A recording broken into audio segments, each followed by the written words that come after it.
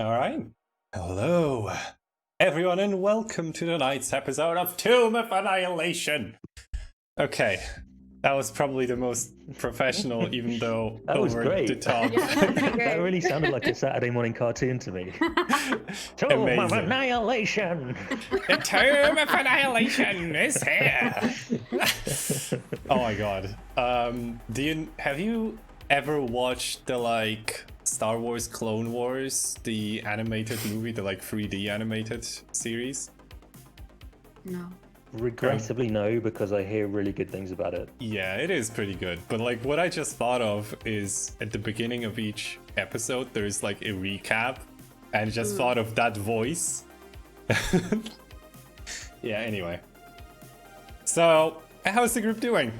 I heard We're all dead. things We'll have about... We're definitely all awake We're here. and very alert. Yeah. I You know think maybe what? the best we can hope for today is if you're sleep deprived and you just get kind of giddy, almost like punch drunk because you're missing sleep. That's our optimum outcome today. Okay. Oh my god. You know what? I was away from streaming for a bit, right? Because obviously mom stuff and surgery and me just being away. I sat down today for a stream. I was fully awake at the beginning, and now I'm just it's not even been 2 hours. I'm done. I'm exhausted. Anyway. Yeah.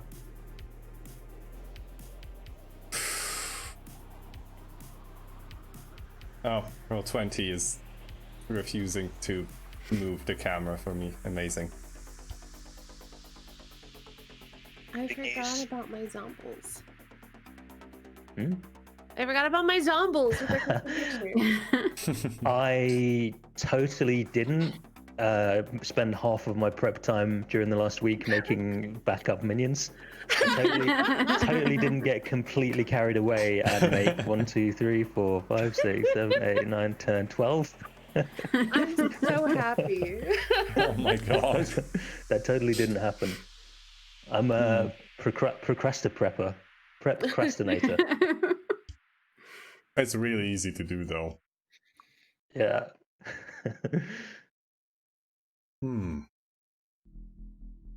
Yeah. I'm really looking forward to to Tenacious D&D, honestly, because I'm just right now I know I have so much time that it's difficult to put down concrete plans for a session where I'm it's gonna be fine. And then I know it's going to be a week before where I'm just going to be okay, I need to do this, and be super focused, right? Anyway. Hey Phil, I don't think I've heard your voice yet. So how you doing? Alright, it's me. Doing alright. Just a bit of a poopy week. It's just been miserable weather and stuff. I bought Eberron yesterday though.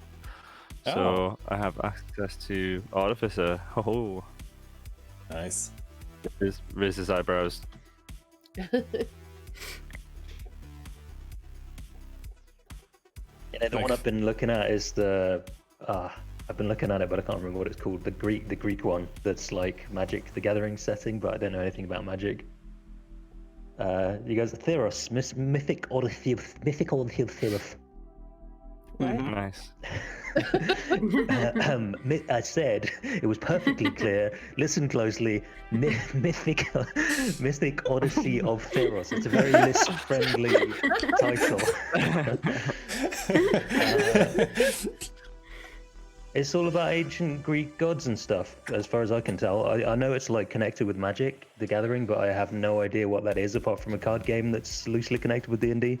So to me, it's ancient Greece setting, which sounds really rad. Yeah. And it has minotaurs and stuff like that. That's very cool. It's I like that Yu-Gi-Oh! It's Yu-Gi-Oh! But D&D. Is Yu-Gi-Oh? Wait, no, I was Yu-Gi-Oh's a about- card game. I was about to say, you really think Derek knows what Yu-Gi-Oh is? I was born in 1824, Phil. I had a spinning wheel as a toy. Look, all you gotta know is that you just gotta believe in the heart of the cards. Yep. That's all you gotta know. Yeah, Actually, believe. if you haven't, you should watch Sean Platt's Deck Slingers, I think it's called. Sean Paul's what? Sean Platt. It's Sean Paul. he's day 9 Sean on Paul. Twitch. Oh, I do know that guy. He was in Court of Swords. I didn't know his last name. I knew, yeah, Day 9. He's great. He's hilarious. I think it's called Spell Slingers. Let me double check. But yeah, he did have some content on Magic, right? Or was Yeah, it was Been playing it lately on basically stream. it was basically a produced show that he did with another person, and they'd play Magic together and they'd talk about Magic, or if it was a new player they'd kind of learn Magic, and it was also like basically teaching the viewer the rules as well. Mm-hmm. That was basically my Okay. introduction to Magic, and I mean I'm not super into it, but I kind of understand it a bit now, and it was also really entertaining because it's Sean Platt. Yeah, he really is hilarious. That guy, big fan. There's a As soon as I game- remember his name, I'm a big fan. There's a game mode that he invented called Instaban, where you ban the cards out that are instant cast. So like counter spell and stuff like that, like you can't use those. So because there's some like really cool setups that you can do in the card game, but if you have counter spell, it just completely ruins any kind of cool ideas that you might have, because you just go, oh, like you can't do that thing now, like lightning bolt for example. Counterspell. Yeah, counter spell. Fireball, counter spell. Counterspell. Yeah. I feel like Okay, you well, kind what of if I do this? at- Go ahead. like in D&D you also kind of run into that at higher levels with like wizards, and especially from the DM side I find that it's usually like this, where you're just like, oh, I want to do this cool thing, counter spell, right? I will say it feels really good from the player side when you get that off, Yeah. but when the baddies do it to you, you're just like, oh, come on. Yeah, exactly. It's like it's this, if it was like a PvP game, it would not be a fun mechanic at all. Right? Yeah. Yeah, I mean that's why there was that game mode that I think it was called Instaban. I think it was like actually genuinely a game mode in the thing, or it was like a tournament that Day9 ran, but it seemed like a pretty cool idea. How dare you, Dirk? I see you. Also make it Nothing. so that wizard not only has counter spells with unlimited spell slots, but also unlimited reactions. Yeah, that's all he can do. He's just really on edge. Just stops any Let- magic near him. It's fine. Legendary action. I have a sword. No, my only weakness, sharp metal.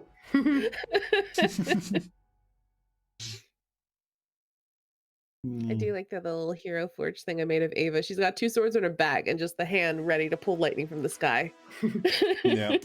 That website's far too much fun. It is really fun. Yeah. I love the little Helby you made. Oh no, I just want to order her, but it's so I kind of- expensive. I now kind of want to show stream like the things you created with Hero Forge. I'm that okay okay? with that. Yeah, that's fine. Okay, where was it? Character info? Character info share, yeah. Okay. Let's start with this one. Oh my god. Right. Say, I forgot how my setup works. Help. How is it possible that I forget so quickly? You just got to press Control Alt Delete. You know, you Oh. can just pull it up into a browser and then go to your scene that shows the Roll20, but instead show the browser. You know what? That's way easier. Yeah. Okay, hold on. I'm just gonna open this up. Oh, I don't think guys seen that gravy before, sitting on the raspberry jam? That's It's really cute, isn't it? Yeah. The best thing about it is, like, on somewhere on in that image, there's like a little, oh, we're quite a jam or something like that.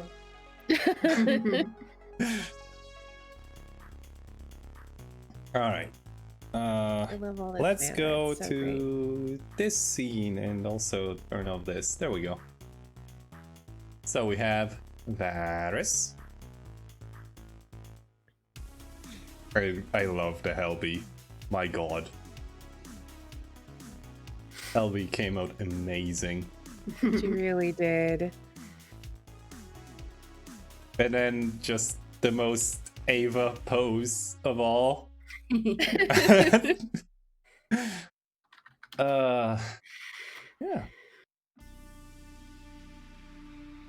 That would Ready be for cool that to have. lightning. Yeah, I wanted. I was looking through all the items to see if I could put lightning in her hand, and there just wasn't. Lightning sold separately. Aw, that is disappointing. Yeah.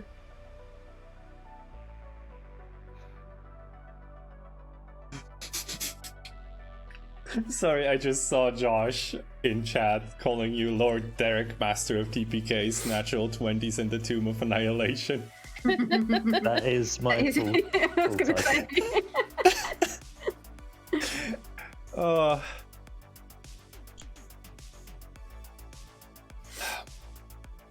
It really seems like we don't have much to talk about today. That's because we're all fucking tired. Do you want to just like use the 5 Oh, minutes for? You know what? I have something to talk about. I started playing Vampire the Masquerade again. Bloodlines. Hell yeah. I saw something about Malkavians. I'm running a Malk, yeah. And Best clan. it's so fun. It just getting back into the game reminded me of why I've played through it like 3.5 times already. Mm-hmm. Yeah.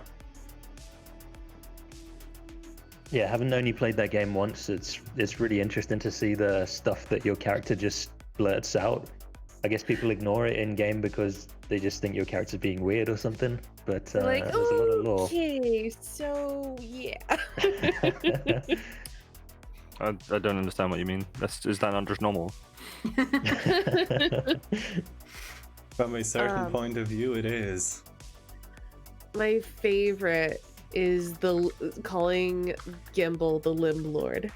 Yes. The Yes. Limb Lord! Tell me of your life, Limb Lord. Didn't she call the gun dealer the dealer of death or something like that Death as well? Trip. Death Trip. Oh yeah, because it's Trip. Because his right. name is Trip, Yeah. and so she calls him Death Trip. Yeah. And it was, I think, the place of pawns or something. The pawn shop, something like that. I don't remember. I don't remember. It didn't really stick with my brain.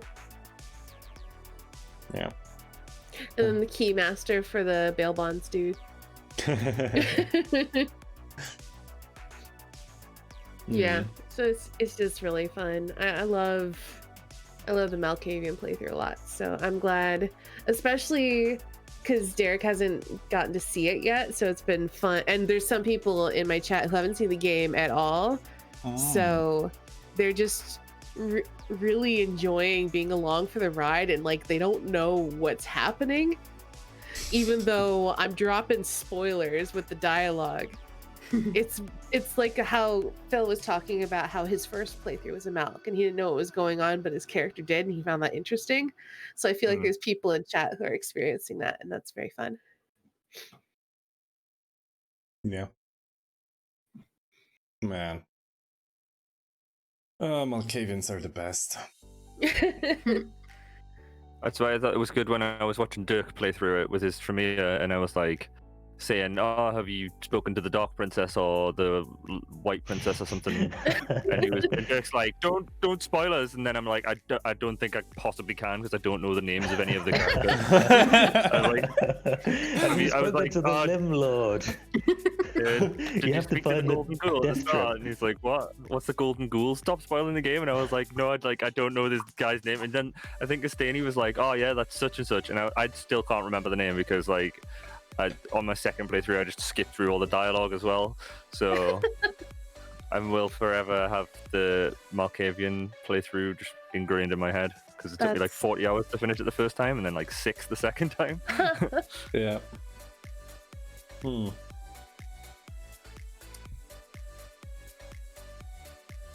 I played But I through think I've like loved it. System Shock 2 a while back, and it's like another game that I just keep coming back to from time to time. Same as like Vampire the Masquerade Bloodlines. It's just, I don't know why, but I just keep coming back to it every few years. And just playing through it, and then I'm like, every single time I'm remembering the voice of Shodan. I don't know if you're familiar with the voice of Shodan. I am. And I'm just like, how can I recreate this? How can I use this in an RPG? Please. Yeah, every time. Well, would you peeps like to play a game? Sure. Yeah, let's kill That's- Grammy. Woo! I mean, aw. Alright. I'm going to just turn up the music and let the Derek, the darkest DM of them all, speak. Also music. Estani, would you kindly do the honors? Previously on Tomb of Annihilation. Further exploring a chamber down at the 4th underground level, Grammy searched for secrets and found that almost every single wall was in fact a secret door. Most appeared to contain only bones, but one contained a further chamber in which the group found a magical grandfather clock. Ava discovered an egg-shaped magical artifact attached to a pendulum within the clock and brought it to Aldrich for identification. He discerned that he was holding the navel of the moon, a fabled treasure of immense value and magic, which allowed the holder the power to always find their way back to their loved ones. Looking sad for a moment, and perhaps thinking of someone lost, or someone yet to be refound, Aldrich handed the egg to Ava, and in a moment of joy and relief it struck her that she ought to be able to use it to find Yina, the moment her business in this vile tomb is done. The group then decided to ascend back to the top of the tomb, to explore more thoroughly its dark and deadly chambers. Aldrich cast Fly to avoid the pressure plates that would have triggered some adamantine blades that totally would have beheaded him in an epic and gruesome death. Tragically, however, he blasted this wondrous contraption, destroying its glorious blades of death, and the rest of the group joined him in the chamber, also without losing their heads or even a single limb. Inside the chamber, they found 3 chests, foreshadowed chests, for which the key turns on the inside only. These chests turned out to be deadly traps that could easily have reduced our beloved heroes to smoldering ash, or frozen and shattered them, or destroyed their equipment, but instead of anyone getting inside to turn the keys, Aldrich sent his shadowy raven companion Beatrice, her nebulous form unaffected by the magical blasts that followed. This devious puzzle solved, a Sioux-monster mummy attacked the group, the dweeb not landing a single blow before Helby used her new bow, Seward's conduit of vicious searing with great effect, striking true and drawing magma through 1,000 tiny planar portals to burn the undead beast. But in the end it was Vossi, never fearful or hesitant or willing to miss a chance to bite something, that had the last say in the fight. She threw herself down a 20-foot pit to land painfully on top of the creature, tearing it asunder with teeth and claws. A magical mace was found inside the sarcophagus, and the moment Ava touched it, she was inhabited by the trickster god Wongo, who immediately started to demand violence, to be showered in the warm blood of Ava's enemies, her allies, her acquaintances, anyone really. The blood seemed to be the most important part. And then completely out of the blue, Graeme totally threw Obalaka under the bus, calling him annoying. This sneak attack totally broke his tiny, divine Zorbo heart and prompted him to rush to tell Graeme that he actually likes her very much and he'll do his best to be a better spiritual inhabitant. And he even offered to give her some more of his power when the time comes, especially if he could help her defeat Acerak. Onwards they went to explore another chamber, which contained another sarcophagus, and also a human skull floating inside a crystal box. Graeme entered and heard the voice of a young girl in her mind, a scared voice that seemed not to understand that she embodied a floating skull in a box. The frightened voice asked why she couldn't see and where she was. Graeme explained to the floating skull that she seemed to be a disembodied voice in her head. When Ama reminded her of Acerak's dire warning, "Speak no truth to the doomed child." "Oh shit," quoth Graeme. Let us do character recaps, my dudes. Let's start with Helby.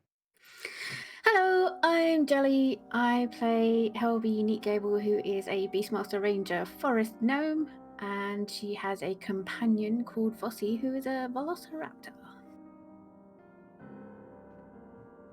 Next up, Aldrich. Hello, I am Phil, and I am playing Aldrich Mayer, who is Celestial ASMR. Wait, a Protector ASMR, Celestial Warlock Pact. With Bow Selector ASMR. yeah, Booyakasha. the noise my Eldritch Blasts make. And you cast them by doing that finger snap thing. I just did that, by the way. I grievously injured my fingers. Oh no. Next up, I'm Graeme. trying to do it on the microphone. Hi, I'm Snorch. I'm playing Graeme, who is probably about to die. She is a red tiefling, a physician by trade, and since, well, just, I don't actually know how much time in game, I don't remember, but also a cleric of Gaunt. And finally, Ava. Yo, what up? I'm Estading. I am playing Ava Windreaver, half-orc cleric of Estitia, Tempest cleric, and big orc mom energy to all my zombie babies. And the party? And the party, TBH. But especially my zombies. They're my precious children. If you harm them, I will end you. Wow. One day, I'll make you choose between your living party children and your undead zombie children. But that's the thing. If my party dies, I can just bring them back as zombies. Actually, to be fair, if my zombies die, you're making me question every choice I made with your character. if my zombies die, I can also bring them back as zombies. So it's not a big deal. Double zombie.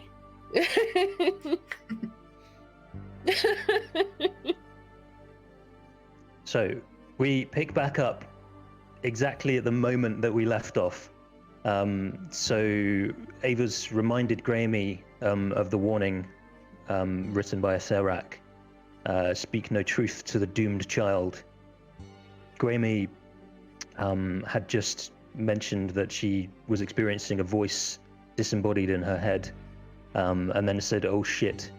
At that exact moment, maybe we get a shot of Ava like down the tunnel, cupped hands, having shouted through the skull towards Graeme, and Graeme like being surprised for a moment, like, "Oh shit." And then over Graeme's shoulder, we look back over the top of this stone sarcophagus to this crystal transparent box in which this small child-sized humanoid skull is floating. And it appears to be getting panicked, kind of an existential type of panic, like looking around side to side. It starts like moving erratically, floating. and it begins to like tap the sides of the box. So it's like moving and finding the confines of the space that it's in, and becoming ever more distressed. Like you can hear like little kind of yelping and sobbing sounds, Grammy, as she becomes slowly more aware. Like she's bumping her disembodied chin on the bottom of the box, and then bumping her bony cheek on the side, slowly discovering the limits to her space. What do you do? I panic. Calm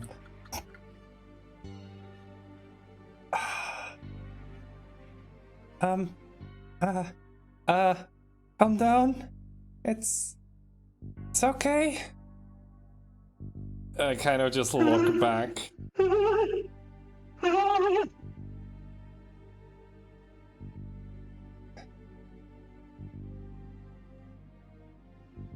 Who are you?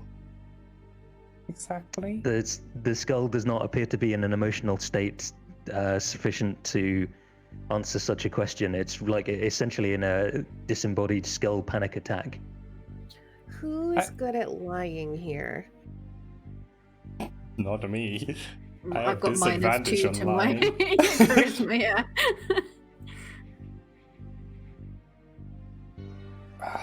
You got to act quick. Whatever you're gonna do. Ava is suggesting to Aldrig that, because Aldrig is very charismatic and very calming and soothing in his own way, that he goes in there and just bamboozles the skull and tell her she's dreaming or something to calm her down. You can do that or not. It's up to you. If I have to do one thing, just real quick, then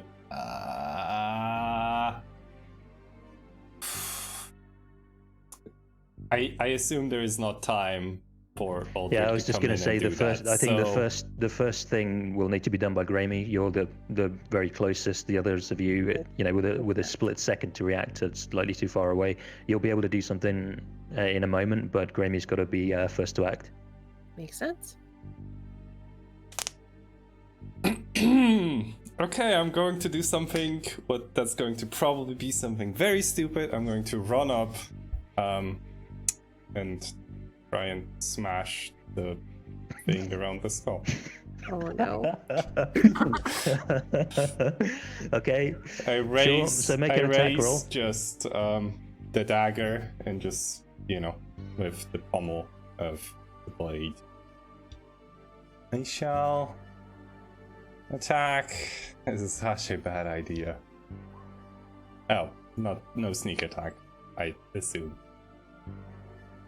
So you kind of catch the edge where just structurally it's slightly stronger than like in the middle of one of the plates. So your attack isn't sufficient to do damage to break the box. Bonus action. Okay. Okay. Okay. So one quick jab, and then the second is sufficient. So the floating skull is further panicked by this, and completely flips out. In fact, it bursts into flame from the eye sockets, from the ear holes. They're no longer ears, there's just ear holes, because it's a skull. Skulls don't have ears. Write that down, guys. From the mouth, there's like a little burst of flame, and it's just like shrieking, no longer in any sort of coherent speech pattern. Right, and the part. Oh Jesus.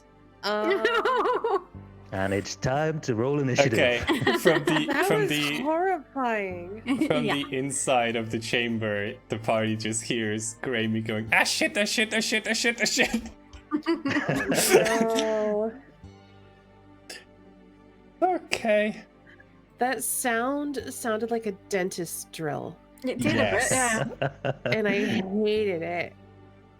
I had a filling the other day on Thursday morning. Hoo-hoo. I was Fun. thinking that too. I had a feeling.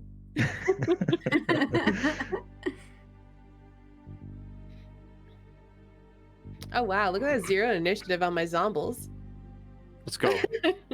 Oh. Wow.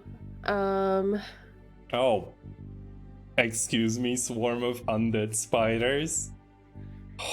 Whoa! What? No way! What? What's that? That's should have rolled to GM layer. I don't know what that is.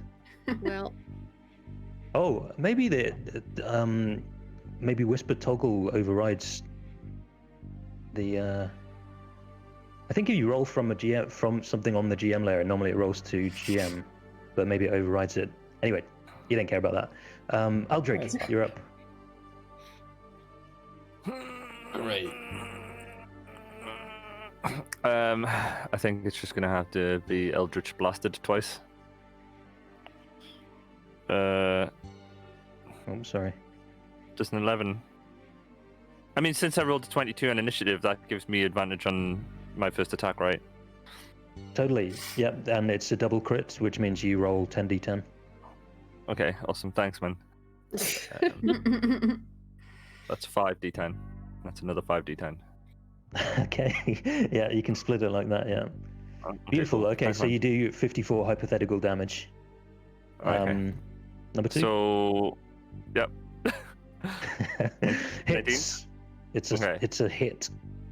Pacha! And I do 9 force damage. Alrighty. And then that's my turn. Helby need Gable. I'm going to. I can just about see it. I think. Can I fire an arrow from where I am, or does it have cover from the masky thingy? Yeah, we'll have I think actually 3/4 cover because the mask and the sarcophagus are in the way, and this thing's Okay. like fine. small child size. Okay. sharpshooter does not ignore cover. Oh, Good it point. does. Indeed, it does. Ha ha ha ha! Thank you, Estate.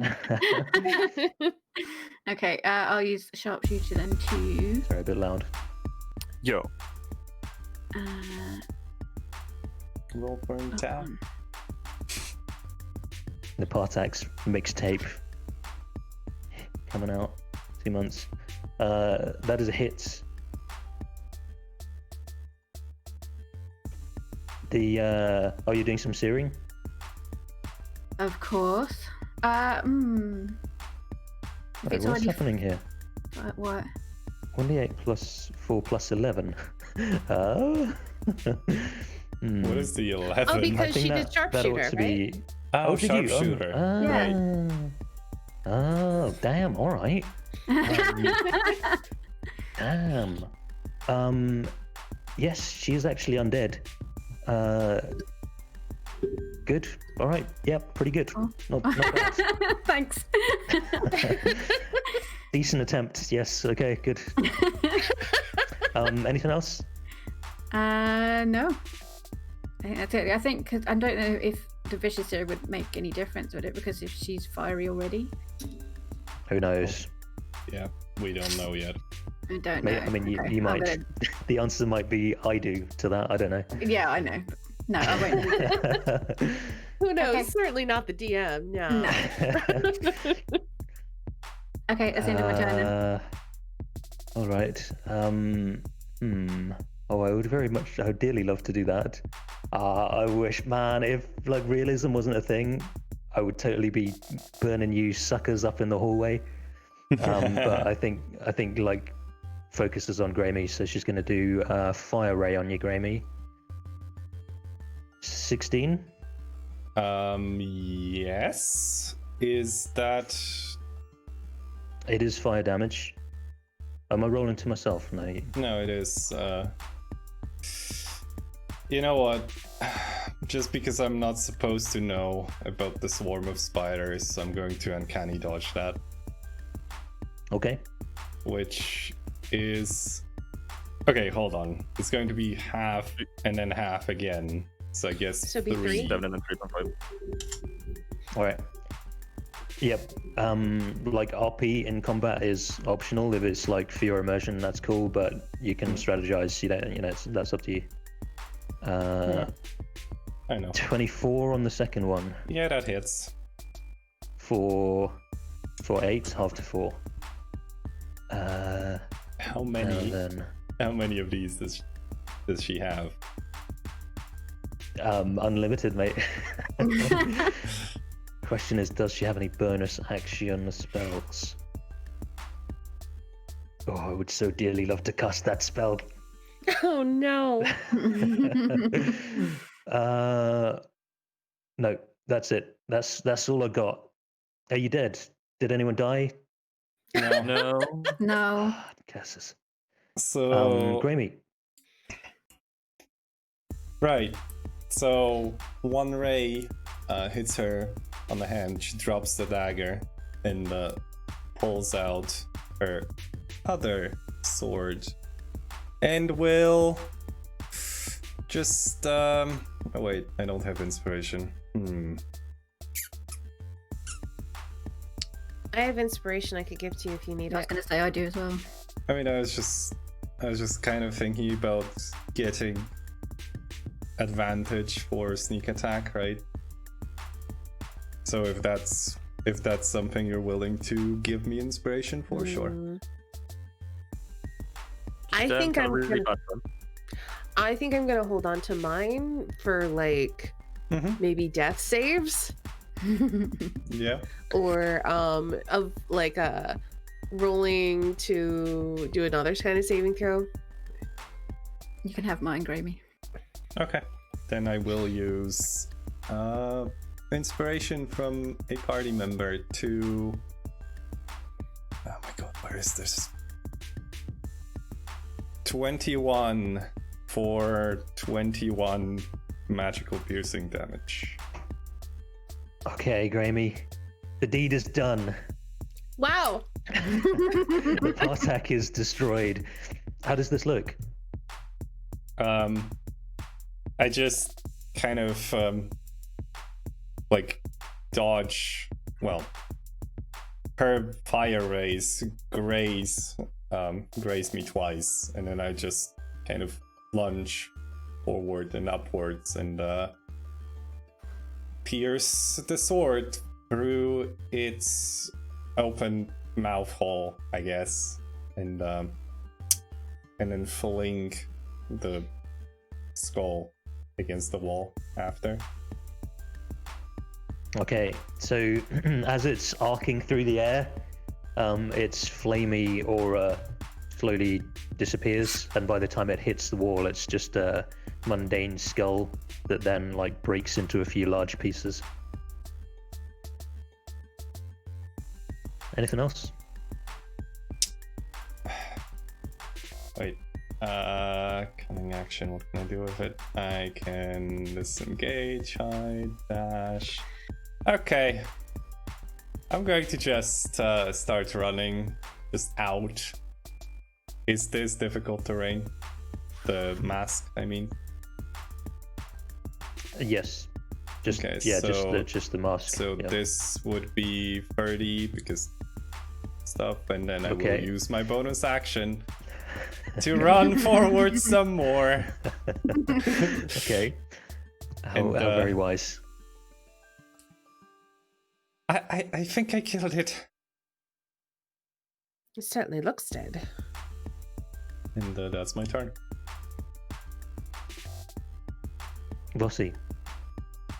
I think I'm going to send Vossi backwards a bit out of the way. I can't really see, sorry. I don't have vision where she is. Oh right, okay. Yeah, she's. I think that okay? Is that fine there? Yeah. Just punch her in the dark, She's, it's fine. she's fine there. She scrambles through the legs of a couple of undead dwarves. And she's going to take the dodge action. Okay, perfect. Ava. I think Ava just kind of like looks through the mask, sees there's no fire, and goes, "Well, that was anticlimactic." And yeah, I mean, I don't think she does anything. Okay. So a bunch of there's these kind of like warrens, not the right word, but like really small tunnels around the sides of that chamber that Gramer was just in. So a bunch of hideous, I mean, spiders are gross enough. Undead spiders. Yeah, they're just kind of essentially like soggy, half-rotten pieces of spidery chitin missing. Ew. And they come swarming through the skull. Ew. There's so many of them. Holy shit. God. There's a few, yeah. Oh, hold on, let me see if I've got any. Okay. Nope. Whoa! Whoops! That's a very long spider. Big chungus spider. Oh, I can't see it. No, I can't even. One stretchy boy. I kind of feel like leaving him like that. It's just like a really. There we go. That one, like most of them, like, when they're scuttling, there's kind of like a scary, spooky, like rattling sound. For some reason, there's a hint of like a tuba playing like a walking sort of melody as that one comes running towards you. Also, I feel like also just the ground is shaking slightly, right? Okay, zombie time. Well, they have a standing order to defend me, so I think they're all gonna do the thing. So let's start with the Bugaboo. Steps forward and is gonna do a zombie slam on this undead horde. Alrighty. 12? Hits. Okay, it takes 2 bludgeoning damage. All right. Then Bugaboo's gonna take a step back. Feel free to take an attack of opportunity against Bugaboo. Yes, please. Each of these is a swarm, by the way. So together, this represents like hundreds of these horrifying things. Oh, no. Okay. So that's 19. Yeah, you definitely hit. All right. Okay, 8 piercing on for Bugaboo. All right. Now, whoever this is, Gromit. Go, Gromit. Go, Gadget Gromit. 11. That's a miss. Alrighty. No more attacks of opportunity. Oh, yeah. Pull it together, Gromit. Gak steps up to the plate. 22 for 7. All right. Now, he does make a really good swing, but doesn't seem to do as much impact as you've seen him do on his best. Okay. And then Nazad.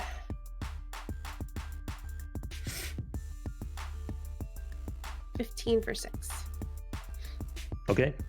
And then he steps back. Aldrich Mur. I'm if I get this. All right. Whatever the level is that I can cast it at. 4. Wee. Boop. I know we've done this a billion times, but I don't remember. Is it 20? I think it's 20, 20. Yeah. Yeah, it'll be 20. Yeah. All right. Okay. And then that's my turn, I think. Yes. Unless you want to Yeah, move. that's better. Helby. Nah, it's alright. I'll just let myself be overrun by spiders and eaten alive. Okay, I am going to. Okay. I'm going to shoot an arrow at that one. Okay. Click on the right thing.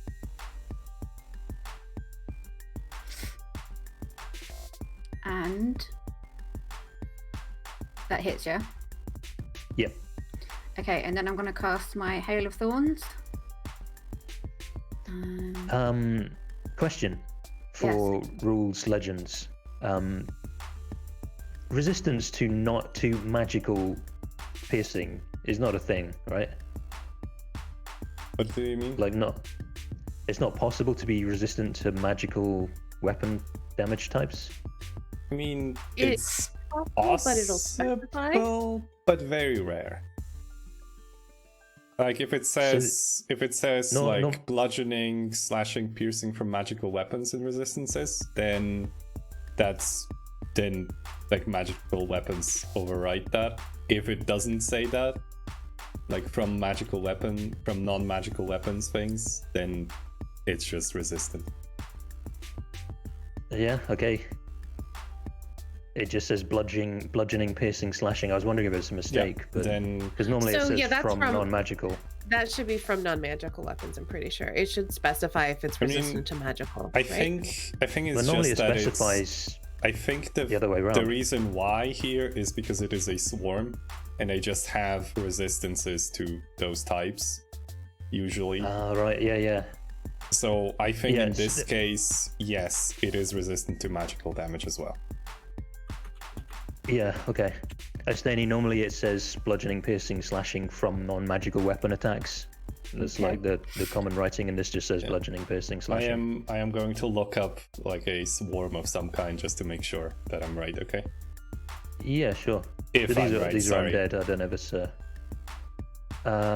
So anyway, Hell B, you hit the one to your northeast. Mhm. So you did 6, and then you're doing Hail of Thorns. Good call. All right. So you need some saving throws within 5 feet. Hell So B, I should that's hit 4 of them. ingenious. 1, 2, 3, and the big boy. All right. So Stretchy boy. let's see. Let's start with the one to the right of you, and then go clockwise.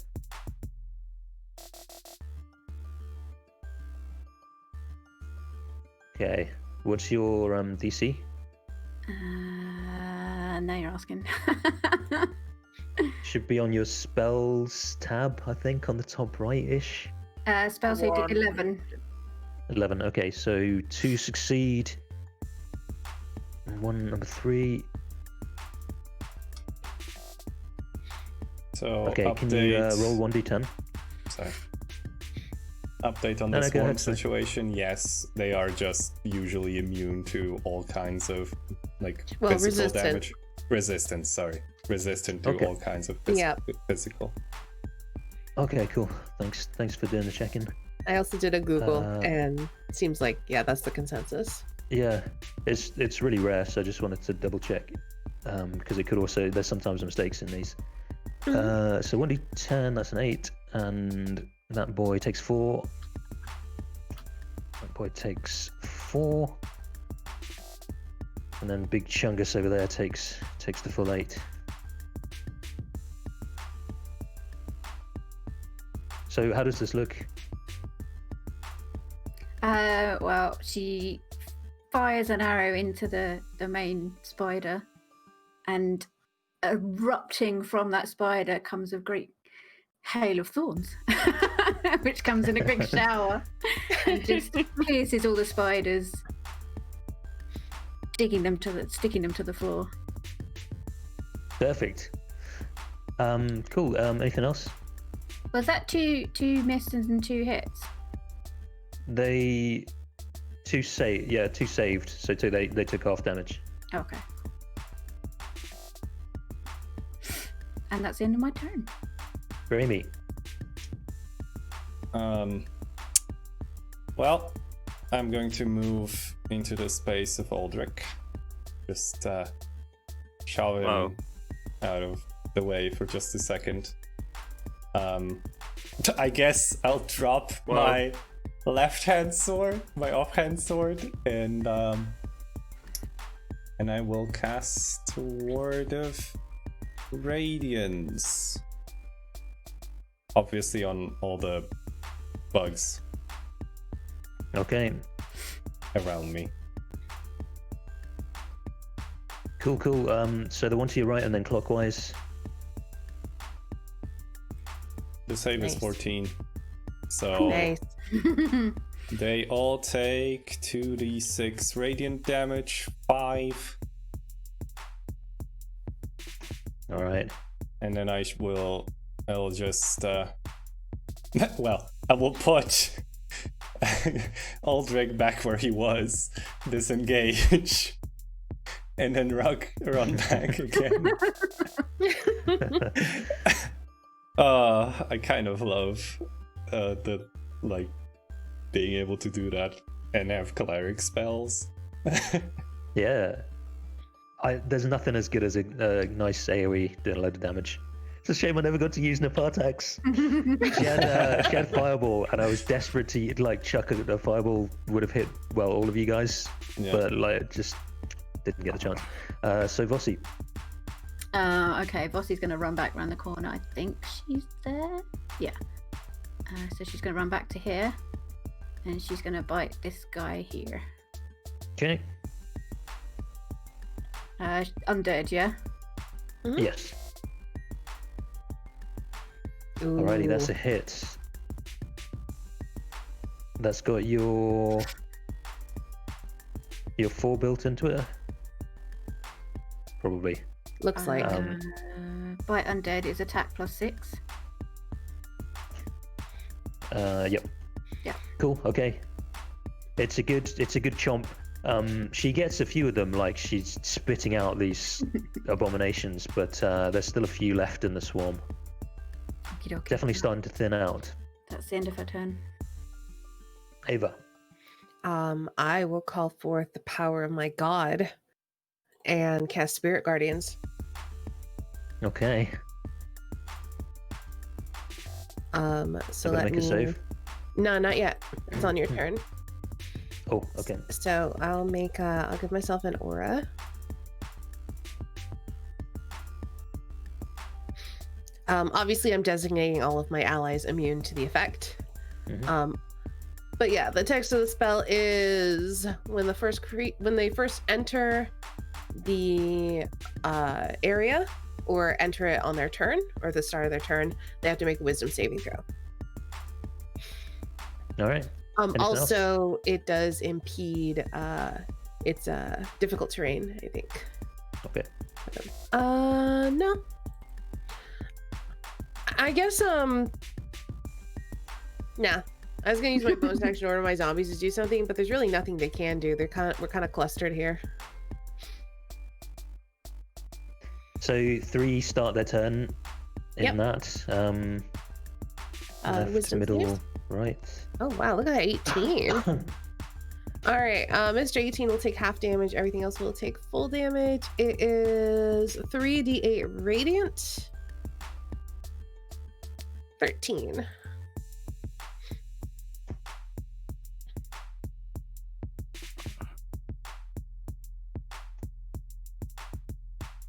Okay, so 2 full swarms are destroyed by this. Yes. How does it look? Yay. So as I've described my spirit guardians before, they look like crashing waves that are just like spiritually flowing through the air. And I think we just see these waves crash over these swarms, and this sort of like silvery radiant energy just sort of like burns their bodies away. Awesome. Like flash paper. Yes, just like flash paper is a thing that I know. What it is. It's what I totally- it's like what magicians use to like make puffs of like fire in their hand and stuff, just like, or like burning away like a photograph or something. Okay, so Helby, Yeah. these spiders all begin like climbing and jumping on top of you. No. They It's begin like my to worst swarm. nightmare. So, actually, Vossi will get an attack of opportunity at that swarm as it tries to jump on top of Helby. Okie dokie.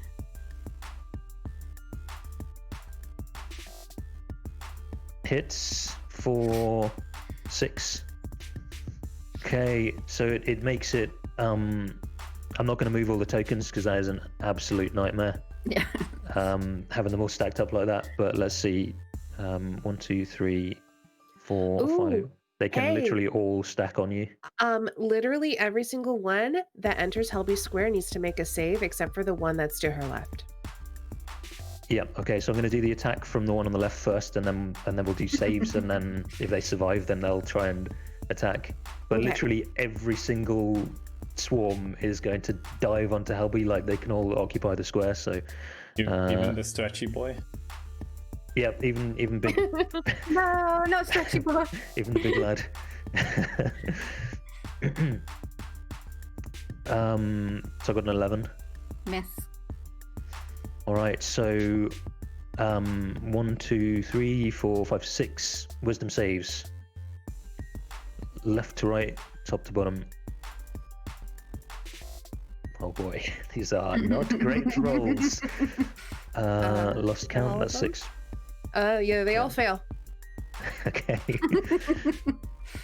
13 radiant damage as they all Okay. pile on Helby. That's the wrong one. Dum dum.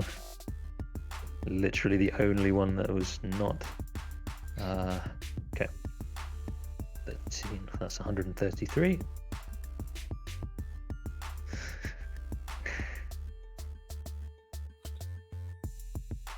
Okay.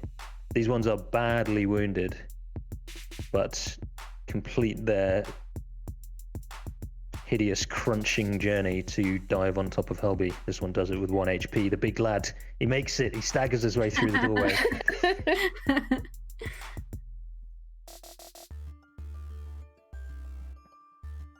Okay, Helby. So more attacks. I just got scheisse. That's They German for poop.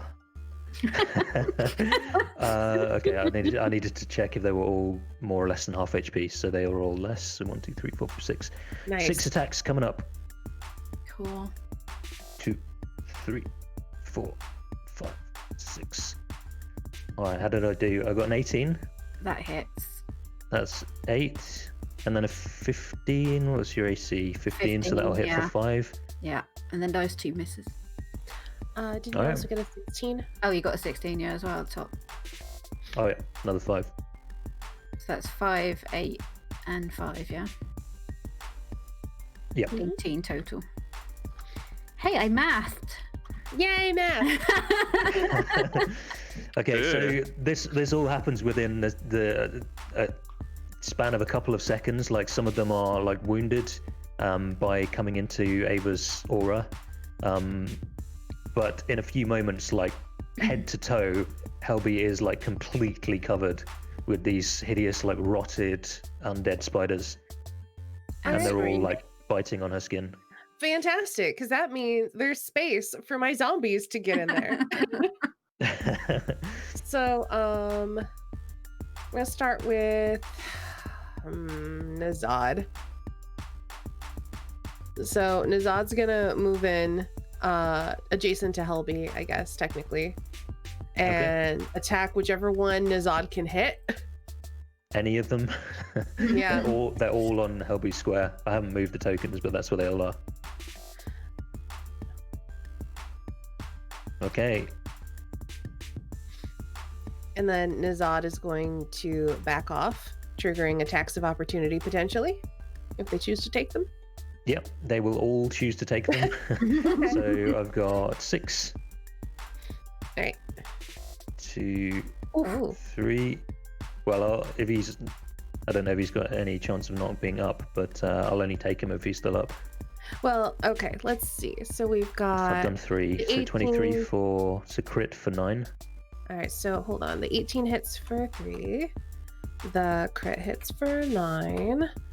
The 10 hits for 5. The 17 hits for 5, reducing him to 0. So now he needs to make a Constitution saving throw. A DC of 5, so a DC 10 Constitution saving throw. He is down. No. What doesn't sound like when he goes down? I fight you, shite. And then he's overtaken, he's brought down, and is like quickly consumed. Like within a couple of seconds, like a whole layer of rotten flesh is consumed. I And knew I Gak could is going to rely move on in. you. Oh my god. Gak is also going to So attack. I've got 2 left with reactions. Okay. Yep, go ahead. Probably That's, misses. miss. All right, Gak's going to retreat. So All right, that hit. 15 for 5, and then a miss. Oh, that actually misses. My zombies are very easy to hit, in case you haven't noticed. Gromit moves in. Okay. This is a miss. All right, I need to move this zombie. And then the bugoo. We'll do the last. Another miss. But they're trying. They're trying real hard. Well, I mean, if you're a zombie, you got like limbs that don't move, like your muscles are just meat well past its sell by date. Like, you're not the quickest. And these things are fast. So they're just like, he slams his hand down and they just completely move out of the way. At least they're How's not hitting Helby instead. Yeah. Okay. Mysteriously, their punches like land the spider's part, and then their punches like magically land like just short of Helby. Okay. Can I do this? And then Of course, roll yeah. around in the spiders. You have resistance, okay? So I effectively They've want already- to just provoke opportunity They've attack. already taken all of their reactions, though. Have they? Oh, okay. If I knew that, then I wouldn't do Blade Ward. I'll just Eldritch Blast. Eldritch Blast! Pachoo! And then another Pachoo! So with disadvantage, the first one hits, the second one misses. Alright. So that would be like what, like 14 without the 6? Yep, totally enough to destroy one of the swarms. Helby's still pretty much covered head to toe, but like at a slightly thinner layer now. Or is it a disadvantage? Ranged attack from 5 feet away. Oh, Am yeah. I right? 'cause Am I right? Am I yeah, wrong? Okay, yeah. I don't know. Yeah, cool.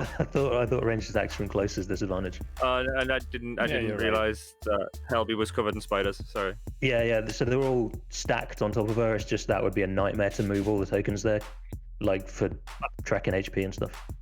I would say as well that firing an Eldritch Blast at an ally covered in spiders from any distance. So yeah, that's fine.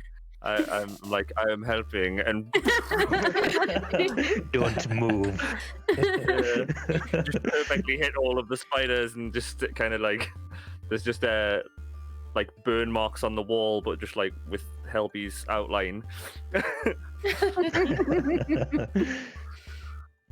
All right, Helby, you're having a rough afternoon. Yeah. What would you like to do?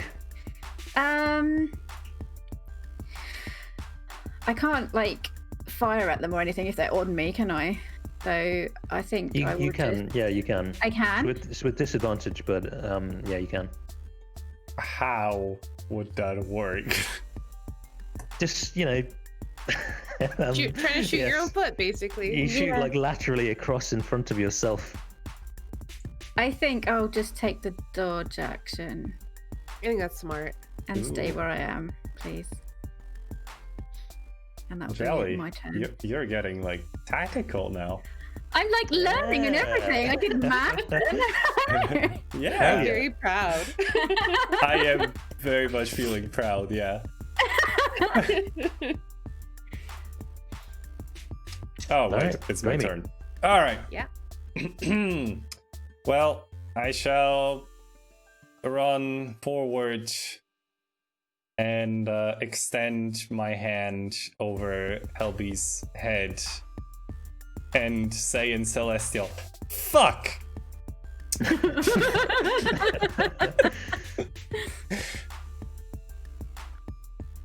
So I that's need. gonna affect every single one of them. Okay. Yes, I con need saves. DC 14 saves. Okay, so token position top left to right and then bottom left to right.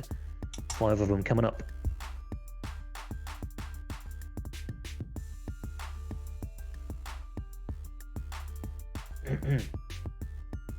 So I know you literally just said what the DC was, Snow, but 14. once more for anybody one- that perhaps, of course, I heard it, but anybody else that might have missed it. Let's say 14. Okay, so the one saves, everything else. so the fails. one that saves is destroyed. The rest that do not, well, that one's destroyed. Wait, if the one saves, it's no damage. Oh, is it none on? Yep. It's It's no a damage. cantrip, so. Yep.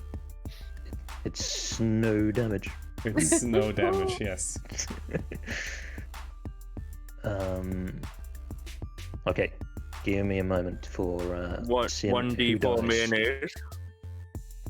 No, actually, 1d4 minus 1,000 mayonnaise. What 1d4 mayonnaise?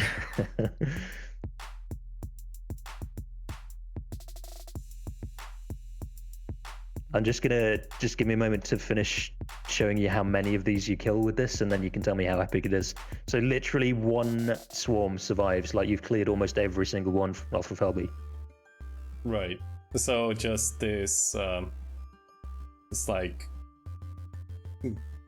glow, this like golden light that just kind of extends from my hand and beams down on Helby, and everything that is left is just like all the spiders that are like on the underside, pretty much, just like on the inside of her legs, like on her arms where the light couldn't reach any. Everything else is just burned away. Awesome. All right. So just one remains. wait, Was that everything? No, it wasn't. I know they took reactions, but I'm still going to disengage and run back. May as well. Okie doke. Vossi.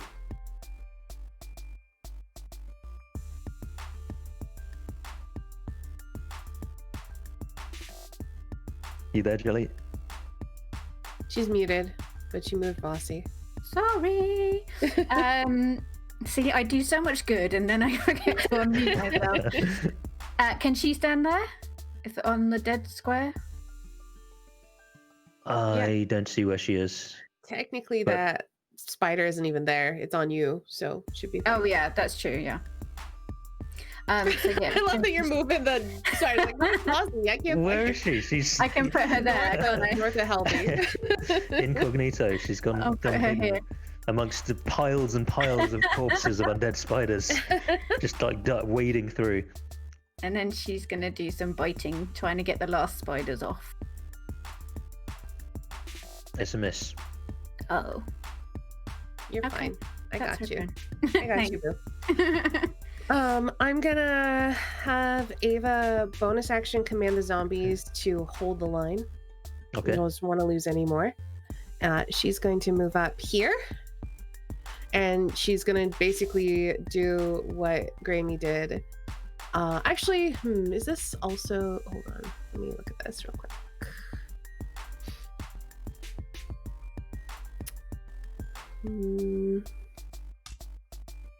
I don't know. I think they probably have better. I think I'm still gonna Word of Radiance. I was gonna maybe not move in Sacred Flame, but I feel like they probably have decent dex saves and they're probably resistance, or they probably have like advantage on it because they're swarms. So, and Derek described them as fast. So I'm gonna Word of Radiance. Obviously, just don't want to affect the spiders. What does Okay. your So I word need of a radiance sound like? An orcish prayer, not a celestial swear.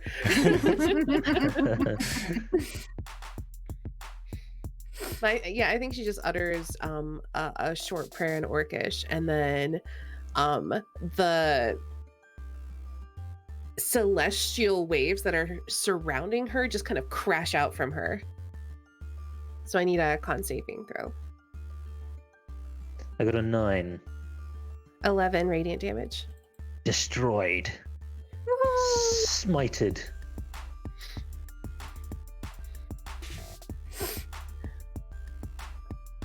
Helby, you're right. No, that was horrible. But thank you so much. I'm like brushing ashes of spiders off of you. Yeah, I think Helby would be quite visually sort of shaken by that.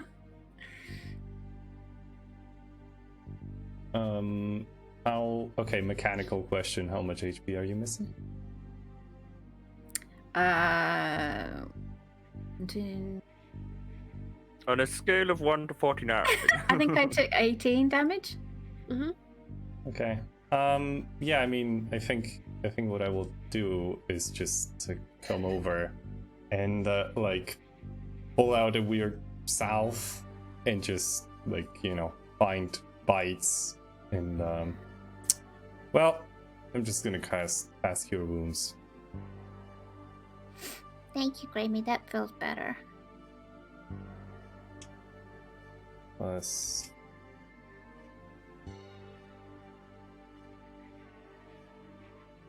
That was nice. Awesome.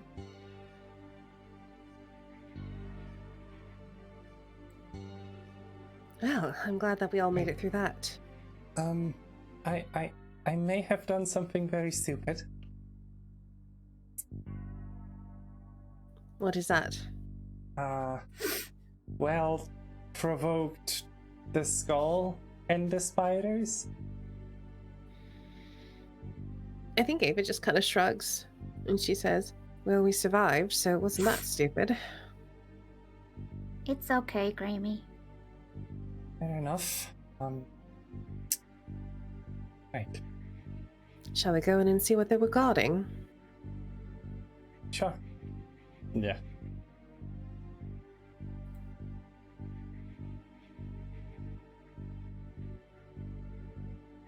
So there is now a shattered remnants of a crystal box on top of that pedestal. There's the remains of a small humanoid skull broken on the ground. And there's a stone sarcophagus in the center of the room. I think I still had like detect magic going since last time, so it was just I think there is something inside that I saw, right? Mm-hmm. Yeah, Okay. yeah. So the some of the sarcophagi in this place are themselves enchanted. This one is Mhm. not. But inside there's a magic item.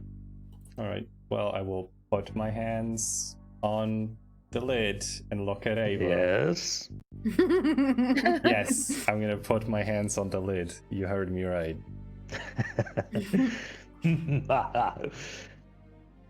And kind of look to Ava for help.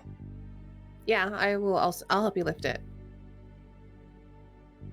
Okay, so an athletics check. Either of you with advantage. Ava, you do it. 22. No problem. So just this for fun. sarcophagus, Okay. still easily good enough. The sarcophagus isn't locked. It's still, fairly heavy. You're certainly glad of each other's help. But you can throw the lid open, and inside there is a bundle of faded cloth, which holds some serpentine bones.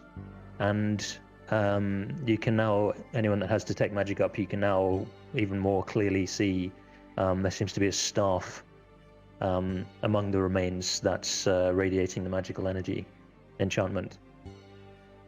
Aldrich, there's a staff here. Would you like to take a look at it? Okay. Do you mind getting up from your chair and you're reading for just a moment? Okay. And I'll come and I'll ritual cast identify. All right.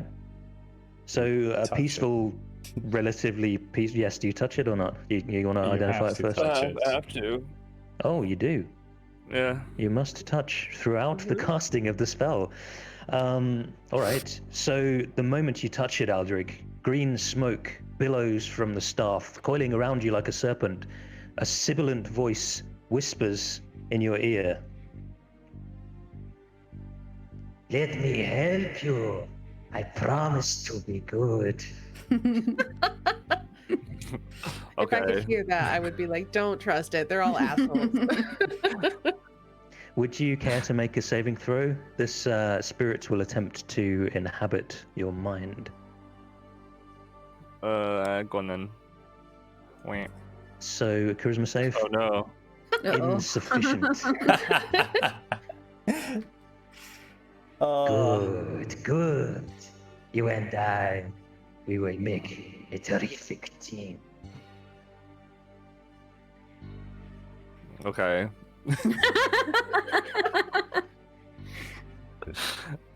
I'm just concentrating on doing the identify ritual. He's all like, oh, and I'm like, yeah, cool.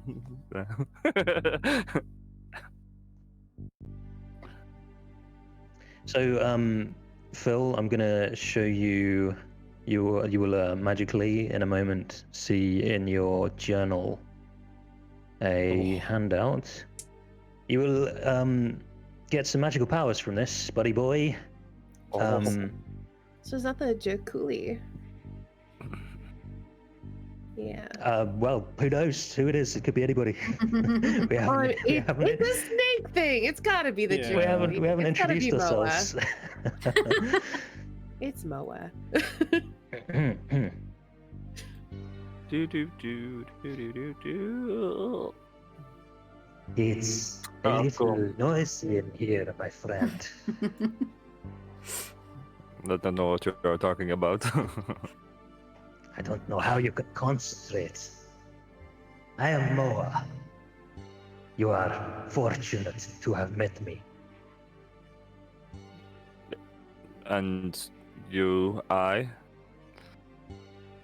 And what do they call you? They call me Aldrig. John Moa. I am Moa, the great Moa, the virtuous Moa. You can trust me. Okay. Only if your quest, Aldrich Mer. What did you say there, sorry? Tell me of your quest. I must know what I will help you with. We are trying to end the death curse. You are wise. You are brave.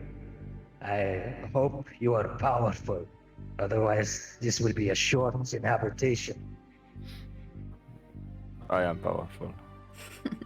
Even You would more do so well to now, stay. my friend.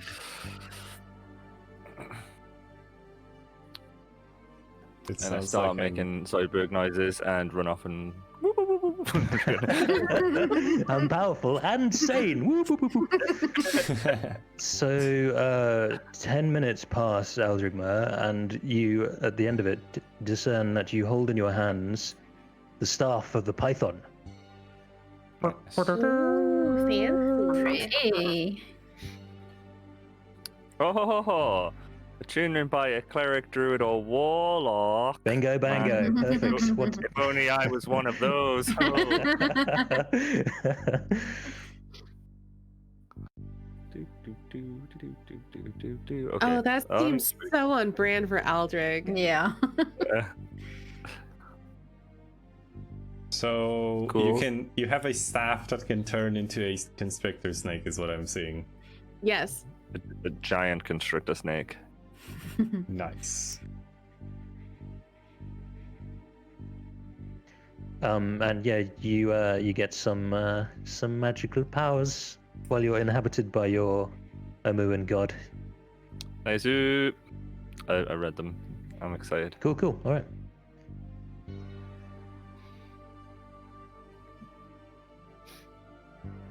Cool. Cool. Cool. Mhm. Cool. Cool. Cool. Cool, cool, Cool. cool. Cool. Well, I believe that is the 3 that we needed to find on this level. Cool. I'm gonna think back to the warnings. Keys turn on the inside only. Speak no truth to a doomed child. Don the mask to be seen. The only thing we haven't done is in darkness it hides. But maybe we don't have to, unless that's supposed to be. Snail boy. There was that thing along the corridor, Yeah, the but dark liquid. when Grammy shoved a stick in there, only half came back out. So I don't really like that. Could Aldrich mage hand it? Maybe. So I think I'm gonna drop back in character. We see Ava kind of like going over with the team the Asurac's first warning, and together we kind of settle on the only thing that we haven't done is the it hides in the darkness part. Well, what do you think, Aldrich? Do you think your mage hand would do anything with that?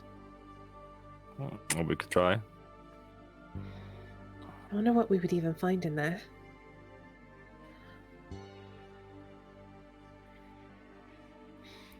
I think while Aldrich was casting his Identify, I was putting up Detect Magic.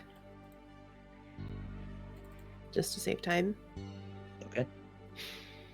So, I think Ava's just gonna start heading out then. And I was probably just like talking to Helby about this card game I once played. Yeah.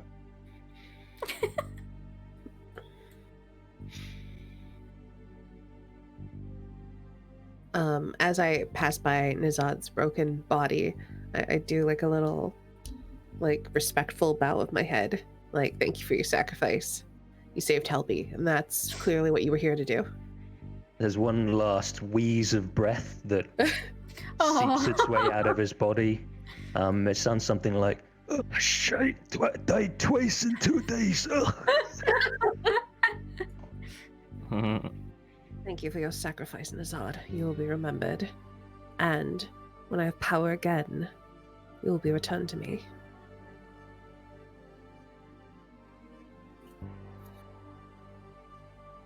Oop. Alright, I gotta bring all my zombies, otherwise I'm not gonna be able to see them. There we go. I'm gonna do that. So Ava, there's an aura of illusion magic over the devil face there.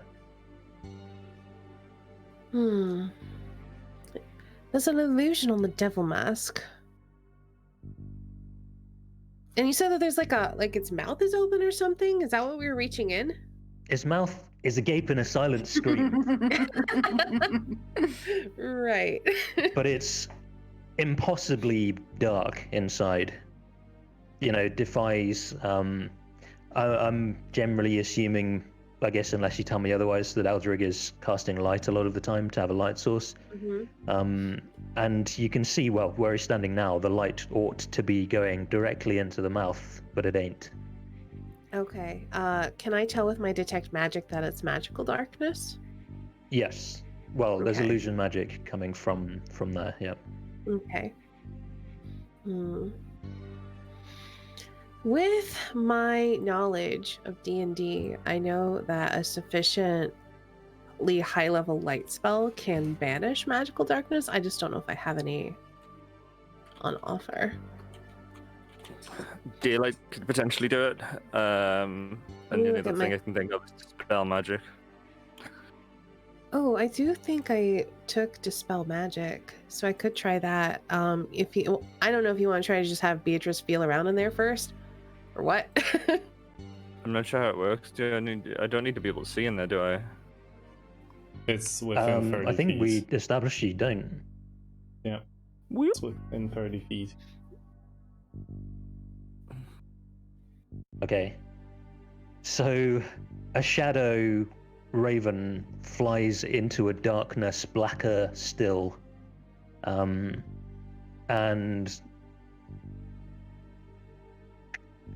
what are you telling her to do? What are you doing with the? I feel like if it was my actual hand, I would just kind of put my hand in and grab around to see if I could pick something up and bring it back through. If there is a in there and things in there. So, as Beatrice goes in, something attempts to attack her with sharp claws, can't because What? she's an apparition. Okay. Can I pick Well, anything? I think up? you don't have to like move her away or anything like that. So you can continue like poking around. Yeah. It's just a hand. Like it's just a spectral hand. So it's just poking. It's just like finds that the area in there is quite small, so it's like a like closed off as kind of small round backed chamber. And there's a creature inside, and like Beatrice just like pokes and prods this thing while it's trying to claw her. It's trying to like slash at her. Okay. I Let the mean, creature go. yeah. I suppose I would say that. I'd be like, I can't see. I pull out the creature. Is the creature 10 pounds or less? No. No. No. Oh. Is it more than 10 pounds? Well, it must be. Substantially. Is it like 11 pounds? You Can know I, what like... else is more than 10 of? Feet tall. Oh, okay. God. Cool. Well, And yeah. Beatrice discerns this by just like regularly prodding it enough to like get a sort of measure of it. So she also like feels after a while that it has like quite large wings and quite large horns on the top of its head, really long claws. She spends a while poking it. Ooh. Sounds like it might be some kind of devil. Yeah. Just kind of bring Beatrice back out and go, it's okay. And just go this way. I suppose it means there's nothing interesting in there. I suppose I would just like relay that information. Just be like, as Mhm. it's happening, be like, big legs, big arms, claws, big horns, probably an ugly face. Yeah, probably nothing. Probably not worth. It doesn't feel like an item, so. I'm gonna pull out some chalk, and above the mask, I'm gonna write "devil" inside, and then just point down to the hole. Don't open dead inside. And then I put the chalk back in my bag. I kind of brush my hands off on my pants, and I'm like, shall we to the next level? That was disappointing. I was hoping for something. Oh, we Devil did find inside. something. It's nothing exciting. You know, I could throw some poison in there to paralyze it. To what end?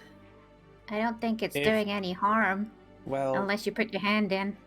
if we wanted to get inside for whatever reason, Let's tuck that away in our minds for later.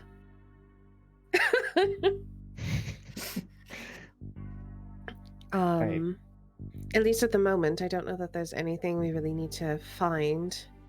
And I believe I could at least banish this darkness if we're desperate. So we shouldn't be feeling around in there blindly.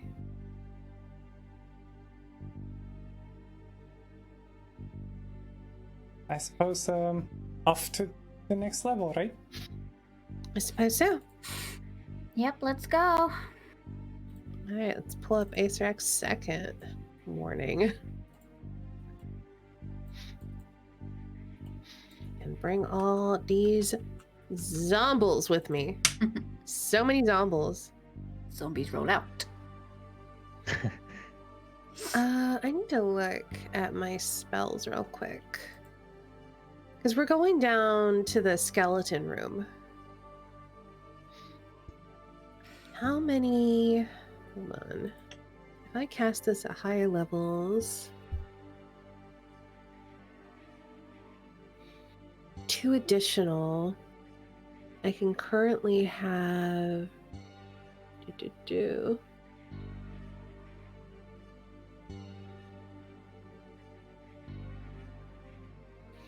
does it say? I think it's 4. You know what? I'm gonna have. I promised Nazad I'd bring him back, so I'm gonna have my zombies drag Nazad's corpse down. Okay. Because I'm gonna have to reassert control over my zombie boys in a minute anyway. I'm just trying to find where it says how many I can control normally. I think it's 4, but I'm just not finding it in the list.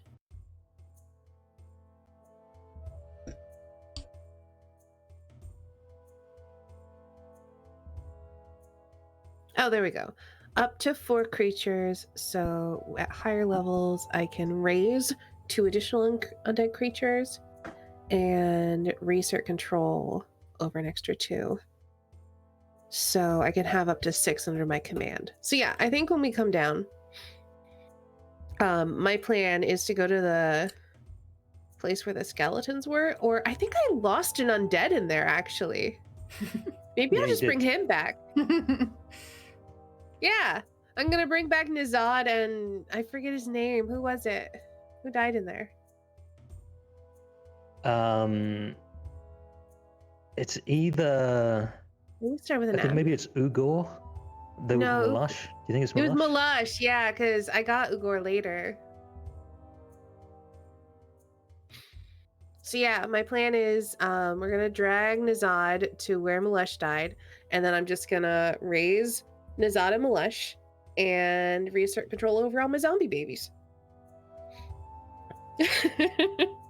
So I guess we're going to the room south for you to do that? Yeah, Okay.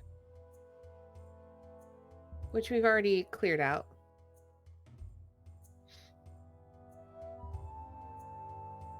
So it shouldn't be an issue. Right. So yeah.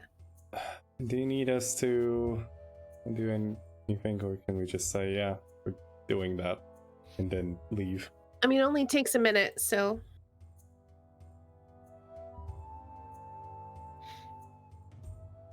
So yeah, Malash's well-used body lies waiting to be reanimated and rejoin the squad.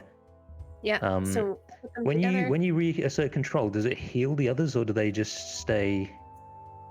It doesn't specify, so I assume it doesn't heal them. It just says that the use of the spell reasserts your control over up to 4 creatures you have animated with the spell rather than animating a new one. Oh, okay. Interesting. So one being destroyed, you may need to make new boys. If it doesn't heal them, you can reassert control over Gag as he is. Yeah, I gotcha. And So then you I can think create a new one that will have full HP. yeah, so I see. So Gok's fine. Gok's gonna just stay wounded. I'm gonna have to cast this more than once then. So yeah, I think I'm just gonna have them drag around Nazad, and I'm just gonna bring back Malesh for now, and I'll reassert control later. So yeah, I'm just gonna cast level 3 animate dead on Malesh to bring him back. Okay.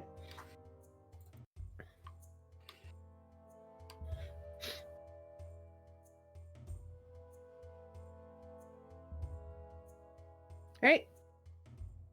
I can't see his nameplate though. No, you can't? No. Oh, nameplate. Right.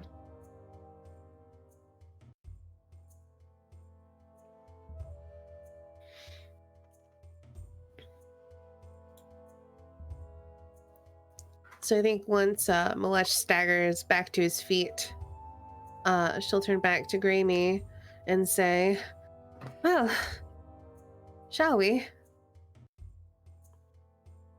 Right. I don't believe we've explored it all to the right. Come along then, Malesh."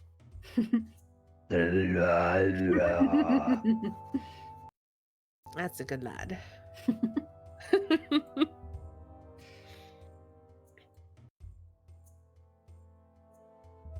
Oh no. No, don't get stuck in the wall, Milish.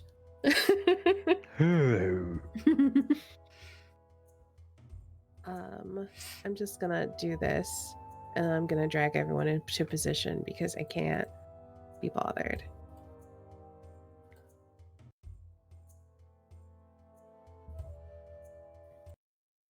I'll put Gak here.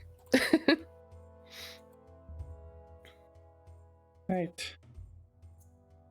I don't actually remember. Did we go to the right here at all?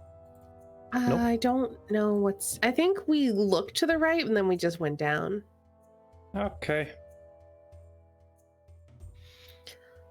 The ring is a path to another tomb. The dead abhor sunlight.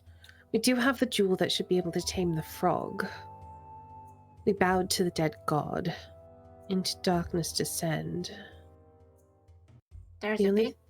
Sorry, I was gonna say there's a big green statue in the corridor over there. Could that be the frog? Maybe. Which way are you pointing? It's opposite us here. Mhm. Uh,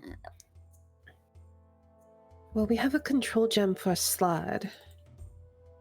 And if I recall correctly, a slod is a giant frog. So I think it's going to be a real creature. I didn't see it very well. I just saw a big green thing up there, so. Well, Grammy, which way do you think we should go? Well, as curious as I am about the statue, let's just go to the first one, and I will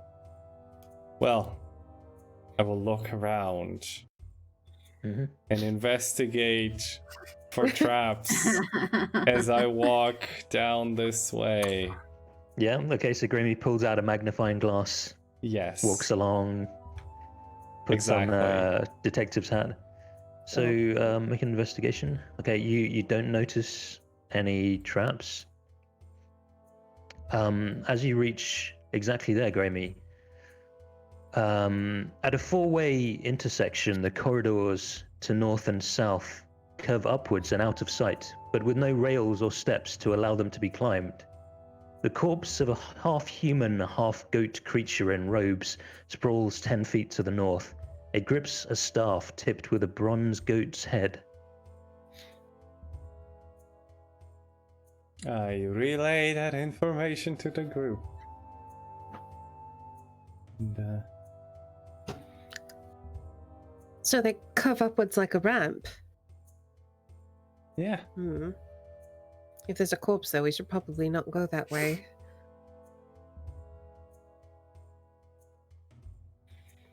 Aldrich, do you want another staff? Perhaps Beatrice could fetch it for you. I will get it when there is space.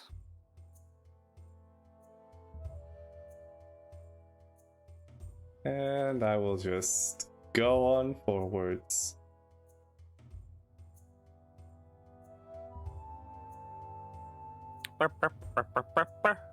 Go on then. Ladies first. I was waiting for you to go first. Oh. Is that box next time? This room smells of wine. On a checkerboard marble floor, a gilded coffin sparkles in sunlight streaming down from the chamber's vaulted ceiling, which arches 12 feet overhead. 4 huge stone gargoyle heads, their mouths agape, protrude from the walls. In a silent scream?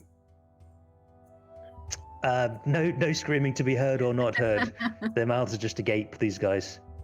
In a silent yawn. They seem a little drunk. I think Ava pauses when she looks over Gramy's head and sees the sunlight, and she speaks the words of the second warning. The dead abhor sunlight.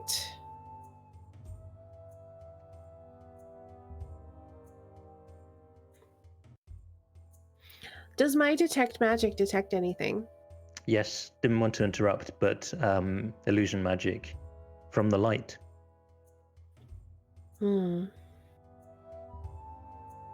Where's it coming from? From the light. And I mean, then, is it just like a ball of light, or can I trace like a source? Like, does it seem to be like coming from a magical item, or like just the ceiling, or? Yes. Shines onto the coffin.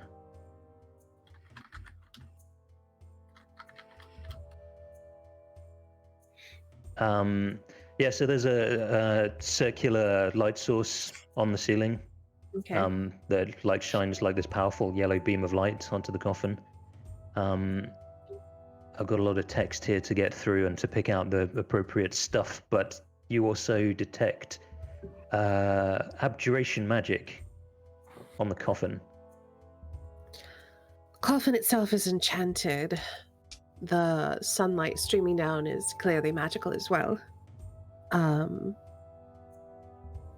Malash, or is that, who is this? Who are you? Gromik. Gromik, keep the other zombies back. It could be dangerous for you to enter here.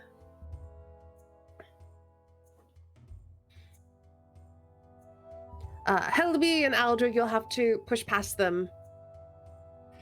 I'm not having them enter the chamber. No worries. And then Ava is going to enter the chamber. I'm gonna mage hand the stuff. Helby just crawled under all their legs.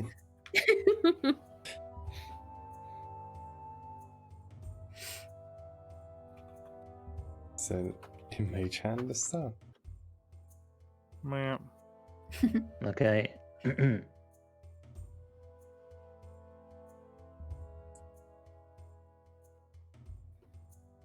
I'm like waiting to see if anything happens when Aldrich mage hands a staff from a dead body. Same. I'll identify it as well, I suppose. If it's Okay, so that's the point that one of these things will happen first. I guess if you want to take 10 minutes, then I need to know if you're stopping to do that or if you're doing the team stuff. So you're holding it, Aldrich. Beatrice, prise it from the hand of this dead man, half man, half goat. And then, so what do you want to do as a group? Do you want to wait, or do you want to continue exploring that room? I feel like just Aldrich just does that in the background while we just go about exploring this, right? That sounds appropriate. How does that sound, Phil? that's what I would do. Okay, cool. In that case, let's take our break there. Okay. Give me time to think about stuff, make previous plans, roll damage dice and secrets, that sort of stuff. Right, yeah. Alright. Well, we'll be back in 5 to 10 minutes usually, right? Oh my god. I'm tired. Anyway. We'll be back in a little bit. Go grab yourself some tea, coffee, beer even. I mean, I know Divine is probably going to grab beer. But, yeah. Talk to you after the break.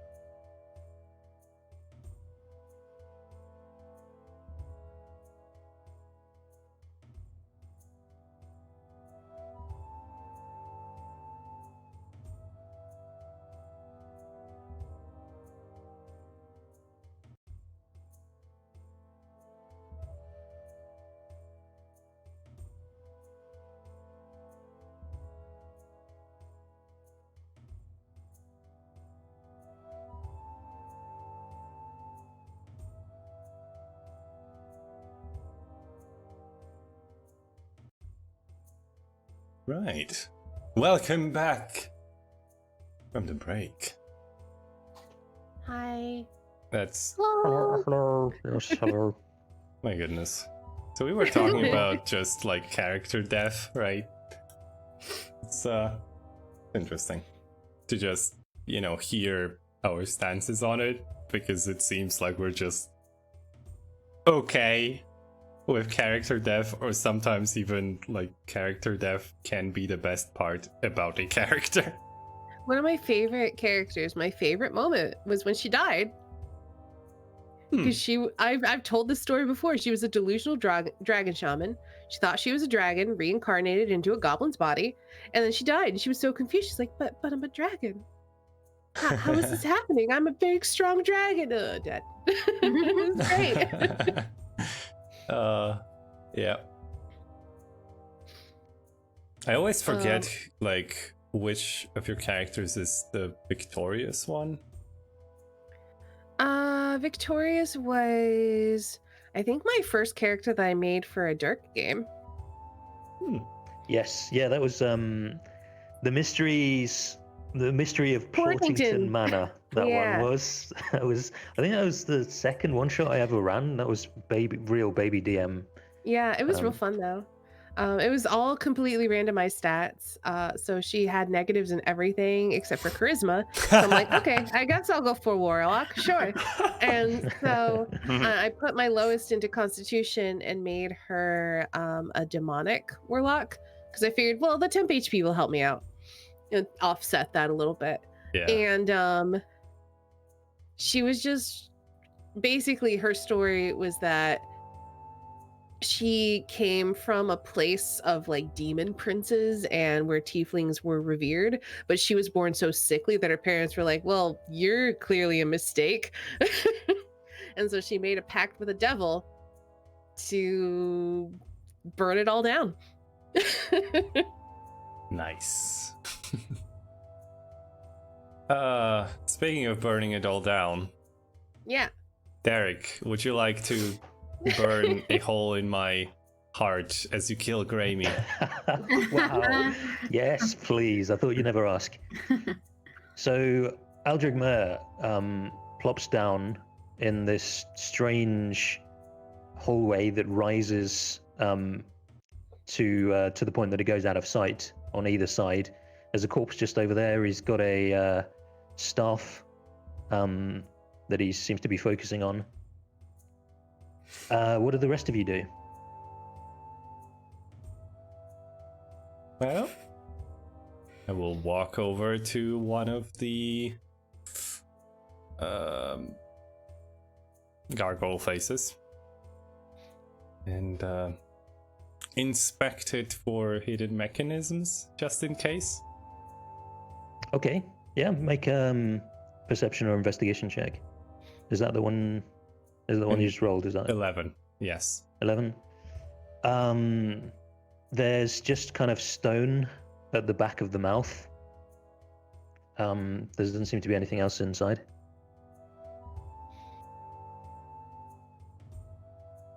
So, Can I inspect the sarcophagus while Gramy's doing that? I don't want to touch it. I just want to like walk around it and look at it. Yeah, okay. So yeah, you're getting abjuration magic from it. And 23. So this is pretty fancy. It's gilded, like there's kind of ornate carvings on it.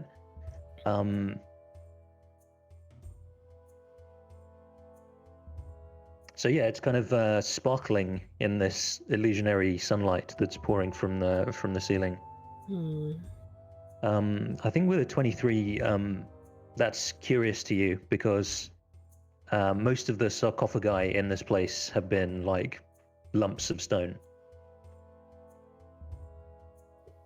There's gold around it, like gold filigree. I don't know why. The one who was at the dead above the sunlight. She kind of looks up at the light, squints her eyes, and then she says, part of me thinks we should put it out, but at the same time, that seems like a very bad idea.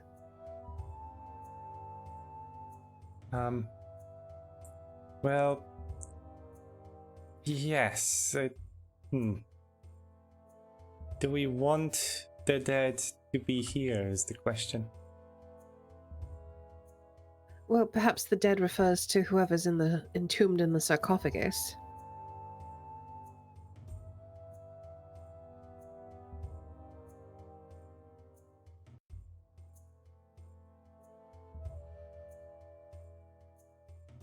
And when these sarcophagi have been enchanted with these abjuration magics, usually there has been something in the room that has stopped whatever trap that is to be triggered. For example, in the room with all the skeletons, Aldrich bowed before the statue without a face. I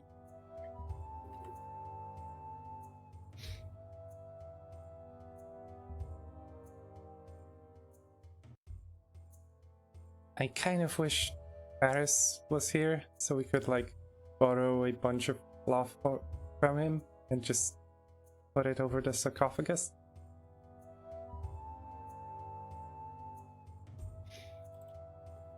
Can I inspect the light source? Or have I gleaned all that I've got from it? Yeah, it's magical. So there's not much there. It's just essentially made to look like a vague approximation of the sun. It's just like this circular magical light source.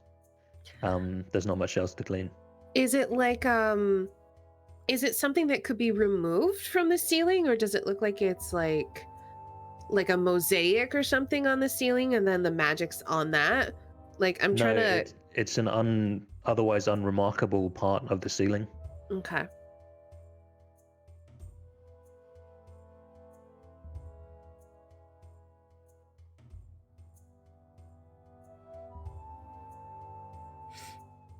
Well, I don't want to just dispel it, and it might not be possible. Do you think we can't even attempt to open the sarcophagus without putting out the light? I think that we can, and that something bad will happen if we do. Oh. The room smells like wine. The mouths are open. It'll probably flood or something. Oh.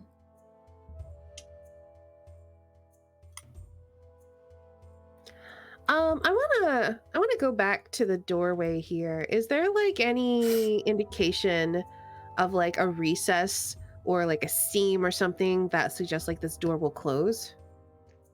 You can make a perception or investigation check. Yeah, I'll do another perception. Hey, there's an enormous stone block right above this part of the hallway that looks like it might move. Yeah, she points up and she says, "There, do you see it? That could easily come down and seal us in here." Oh, That- yeah. Right. I could certainly send a zombie in. It's not like they need to breathe, and then we could test the theory, but I'm worried about the sunlight.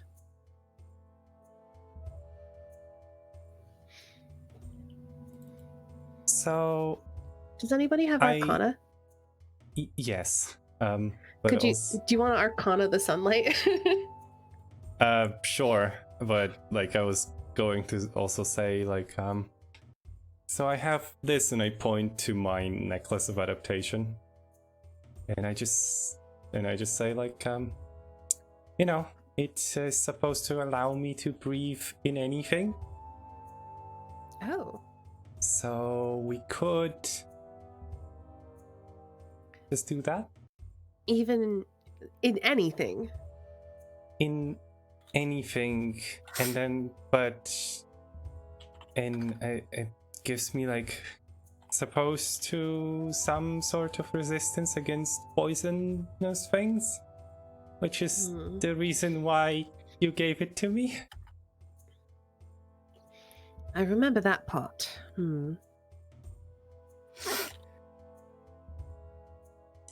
Anyway, Do Right. you want to try that?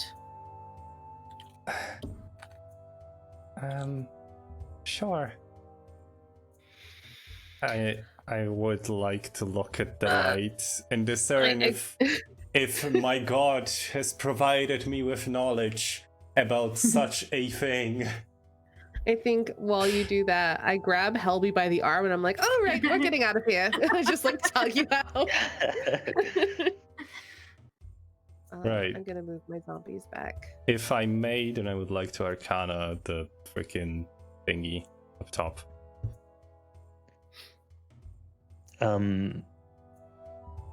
Like, do I know what it is? Is it a spell? That kind of thing. So this is difficult. Difficult? Okay. It is not.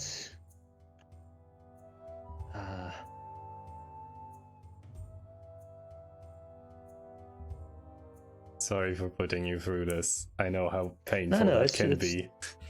Yeah, no, I'm just.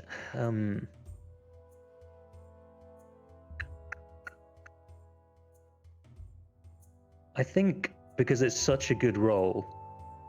I mean, it's a freaking 28 and it's a crit. I think that you have heard of light in some really obscure, like this is like a footnote of a dusty tome of a story about some crazy wizard that nobody really cared about, but somebody like wrote. It's like an article that might have been in the news one day and nobody Right. cared the next day. And like It's- the thing with that is I probably even never read it myself. It's just like a false memory Right. from my deity, right? Oh, perfect. Yeah. I like that. I like that a lot. So yeah, it's you don't have no idea how you know this. For a moment, you just hear like a imperceptible, almost like clang of metal on anvil, like somewhere in the distance, a few times, and by the third or fourth clang, just this knowledge just appears in your mind. You have no idea where it came from. Oh well, maybe you do have a perfectly good idea now, but you are aware of light being a mechanism for triggering traps, magical light, which would require a magical light source, but also like a magical light sensor, which clearly isn't being hit yet.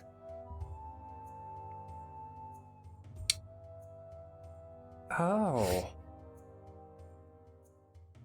Have you learned something, Graemy? Do we have a mirror? I passed you my mirror. Yeah, I've got a little steel one, I think. Okay. Let me double check to make sure I actually have it. I'm so much shit on my sheet. I know that feeling. I like have to But- look through everything every time. Generally, I built her to have a bunch of random shit. There's the beauty of character sheets though, because if you said, "Do I have a mirror? Didn't I get one 40 sessions ago?" I'd be like, I don't know, man. Roll for it, I guess. I know that Lily had one. I don't see one on Ava's Okay, sheet. is electrum a material that reflects light well? Yes. Okay, then I will pull out my electrum platter.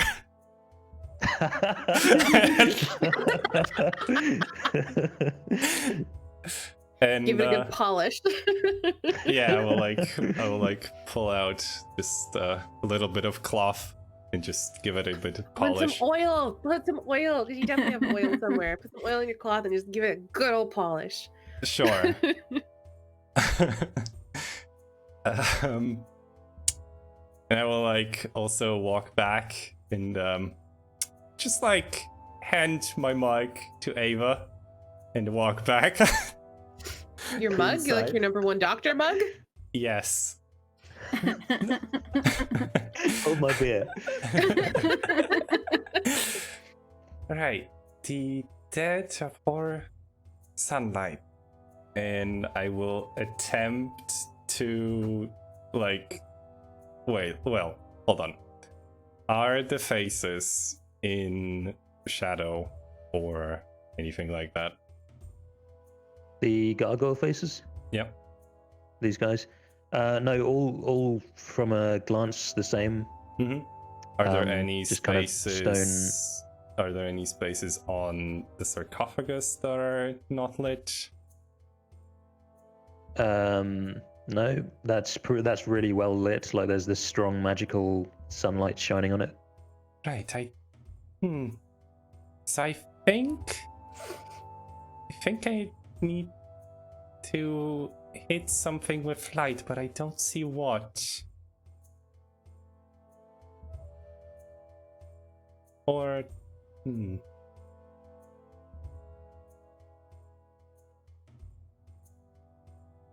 Ava?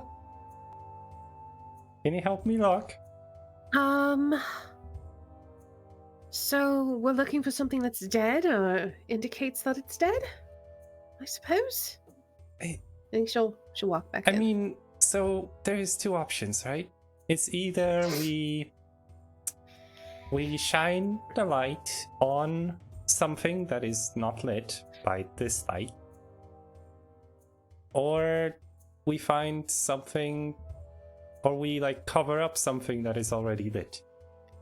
I want to check out where this shadow's being cast by this pillar. Do I see anything on the wall there? Nothing of note. Stone wall, and there's a slight shadow.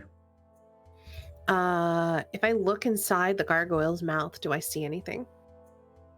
Make a perception check.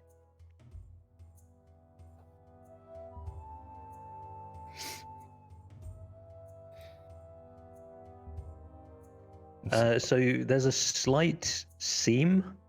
There's stone at the back of the mouth, but there's a slight seam at one side of it. Yeah, all right. I think she's probably down in a crouch or something, so she can look into the mouth. Then she stands up, and she says, While you're down there, it smells pretty strongly of wine.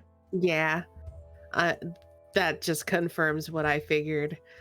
She turns back and she says, "Well, I don't see any place to shine the light, but I do see the mechanisms of the trap. I strongly believe that if you open the sarcophagus and perhaps shining on whatever's inside is the trigger, there's a steam in the stone back inside the gargoyle's mouth. It's going to slide open. It reeks of wine. It's going to fill the room with wine. That," and she points to the entryway, "is going to slam closed, and it's going to try to drown you in wine." So Well, she just kind of shrugs. "I don't see anything. Do you want to try your necklace out, or shall I send in Right. Lush?"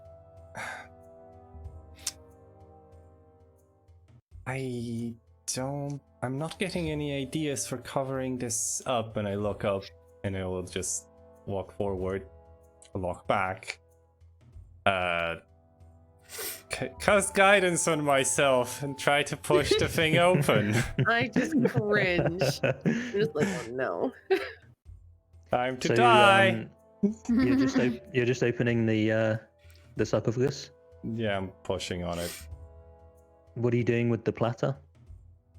Oh, I'm putting it away, or rather, I guess it would be like, in like just held by a thumb, but on the You left could try hand. to use it to block the light from entering the sarcophagus as you open it. Yeah, I could. I feel like that's not gonna help. But sure, I'm gonna try. Yeah. Okay. So, what exactly is Graeme going to do? Just kind of narrate the next couple of things that you do. Okay, she puts her hands on the lid of the sarcophagus. That has abjuration magic on it, and she will push, and then also just like hold kind of the platter literally just between her hands, like on top, just to maybe minimize the light that comes into the sarcophagus itself. Okay, so the top of the sarcophagus, this gilded golden embossed sarcophagus lid, is, well, it's lighter than the others that you've, these huge 1 foot thick stone ones that are most of the tombs. And it's not locked, so you can fairly easily push the lid aside, and you block the light with your electrum platter. It reflects away.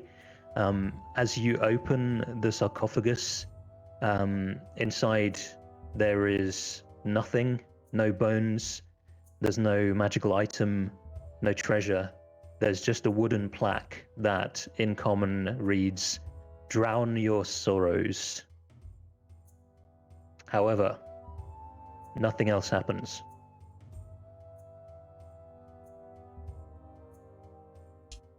There's a plaque here saying What drown does your it say? sorrows. All right, so that wasn't the right thing to do. Maybe close that back up now. This is like a little tense edge to her voice. Right.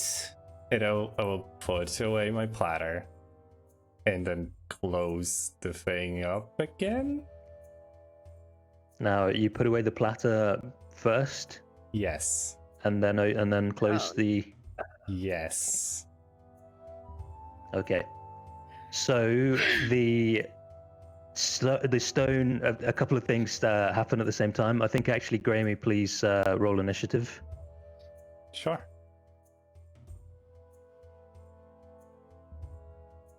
That's a very good roll, at least.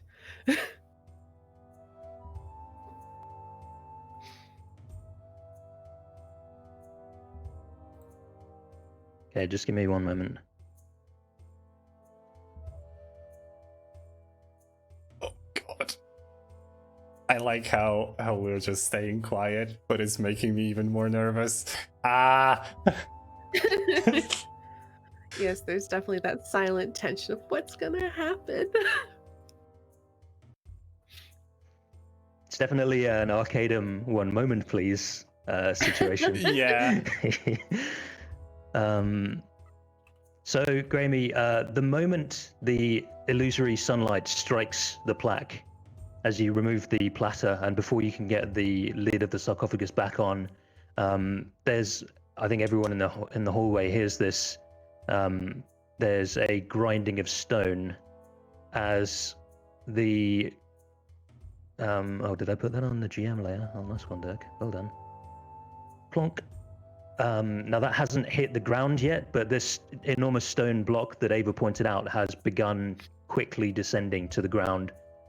And at the same time, there's a smell of pretty good vintage of Burgundy, which begins flooding from all 4 of the gargoyles' mouths. There's also a grinding of stone from those as the valve opens, and wine begins pouring into the room. Graeme? Right. Do I get to move now? It's now your turn. Yep. Okay.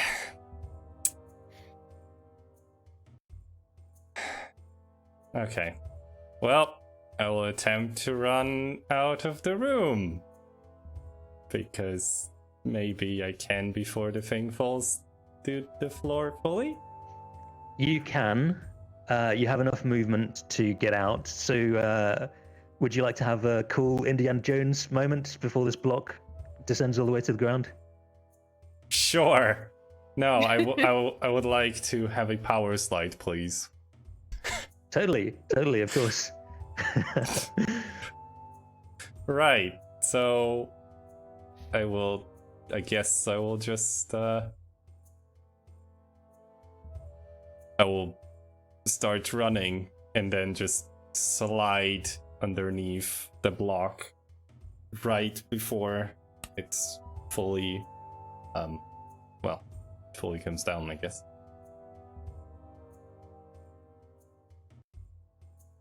Well, that I don't think that was the right thing. I think we were correct that opening the coffin triggers the trap. So, well done on learning that. I just kind of like put my hand to my nose and sniff.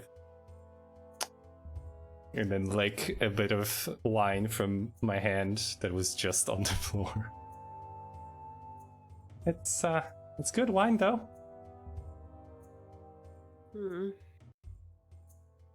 Not worth dying for, though.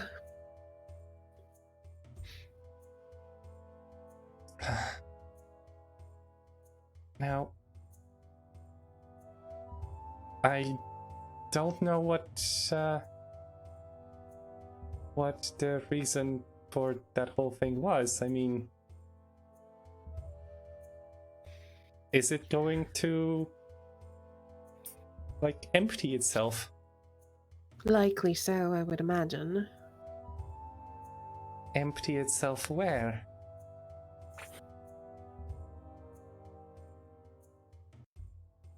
She shrugs. We're certainly not the first adventurers to drown in it. Or nearly. I'm just worried about the corpse we saw there, and I kind of just like gesture towards. Yeah. Ava nods. Perhaps we should clear our way out of this corridor then. Mm-hmm. Though, I'm curious what killed it.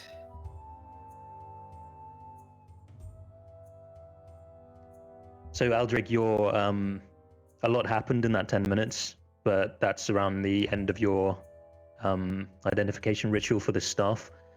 The staff's curse, mate. Sorry about that. It's a magical one, but got a big old curse on it.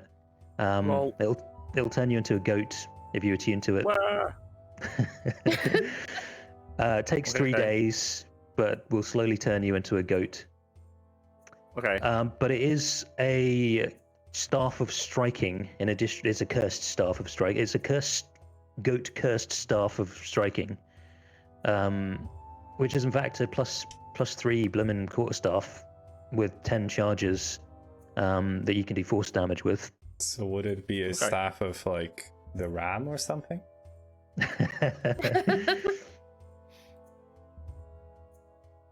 Cool. Well, I'll just give it to one of the zombies instead. What did you learn, Adric? And one of the zombies will just take it from you. I just relay the information that I've been told. Oh, that certainly could be useful. Unfortunately, I did not ask for the ability to remove curses today.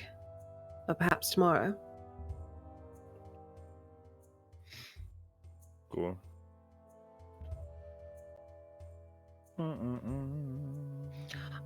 So, Aldrich, we're worried that we might potentially have a flood of wine or something coming this way. So we're clearing the corridor.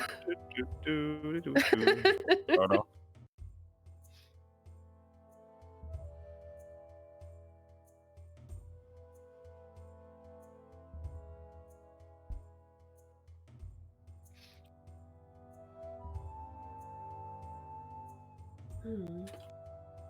I think Ava, she kind of turns back to the way we came. Because we found 3 gods so far, right? Or is it 4? You found 4. And one was on this level. Yeah. In the room south of us, it was Papazotl. That's Yeah, right. yeah. So Papazotl is entombed in a magical item, and then you're possessed, the 3 of you. At some point, I gotta pray about that or something. I don't want to keep being possessed by this asshole. But I think Ava just kind of turns back to the way we came and says, if there were 3 above us, it stands to reason there'd be 3 on this level. You didn't see anything else in the sarcophagus, Grammy. No. And I didn't sense anything magical in there, right? Or was it too thick to penetrate? It would not be, and you did not. Okay. Strange. Strange. Well, all we can do is press on.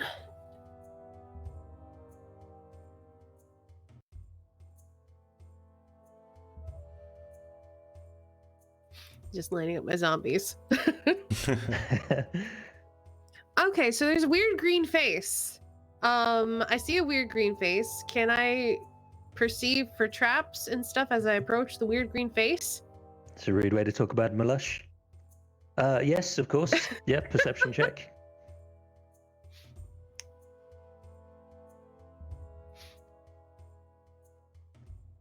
So perceptive. Very perceptive.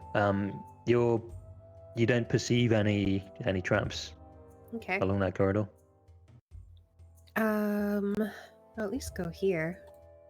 The walls and floor of this 15-foot square room are cracked and carved with images of terrified humanoids falling. Set into the middle of the floor is a stone bas-relief of a bearded devil face painted green. Forlorn cries echo from the black void of its gaping maw. You still got detect magic up? I'll have to recast it because it only lasts for 10 minutes. So if Aldrich was able to cast Identify, my detect magic's not up. Okay. So I think I turn back and I say, I need to ask for magical sight again. A moment. Well, 10 minutes. And then she prays. Diddly-doo. So I don't remember the name of that game, but like I remember there was this Countdown. card with like if like a flaming skull, which is and yeah. Actually, evocation and illusion. could I take the 10 minutes to like paint something? Yeah. Quick speed paint, a quick doodle. What are you gonna do? Quick doodle. I am going to attempt to paint a gargoyle with a wine flask, just pouring wine on its face. Okay, good luck. Man, Grammy's so much faster at drawing than I am. Right? It's pretty so good. unrealistic.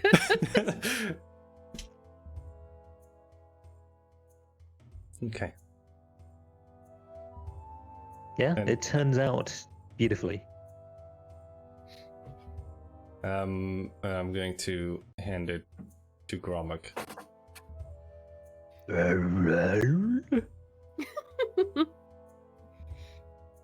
Just stands there holding it. Clothing isn't particularly well suited. I think actually he puts it in that little gap in his ribs Yeah, there. that's what I was thinking too. Kind of looks at it and then looks back at you, and like there's an imperceptible tiny little nod. You could almost make an insight check, Grammy. 26. Yes! He's proud of you, and he wants to showcase this art. It's like the aura of like a parent putting a piece of art on a fridge. Like he wants this shown, like proudly displayed inside his stomach cavity. Right, so I did the undead equivalent of tattoos. Okay, that's why it's very useful to have a DM notepad, because now I can write Gromak has a stomach painting. Anyway, yeah.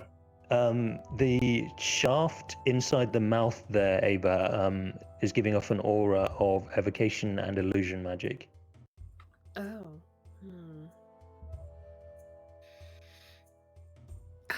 So, she turns back to the group. The relief's carved on the floor, right? Derek, on the floor? Yep. The relief's carved on the floor that show people falling, and then from the mouth, illusion and evocation magic. I'm not sure what we're supposed to do here.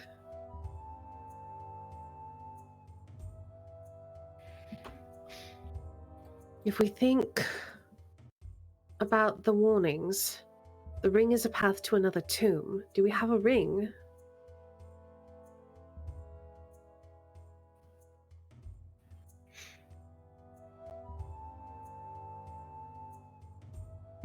I don't think so. I don't have one. I don't believe we've found one. So what ring could it be referring to?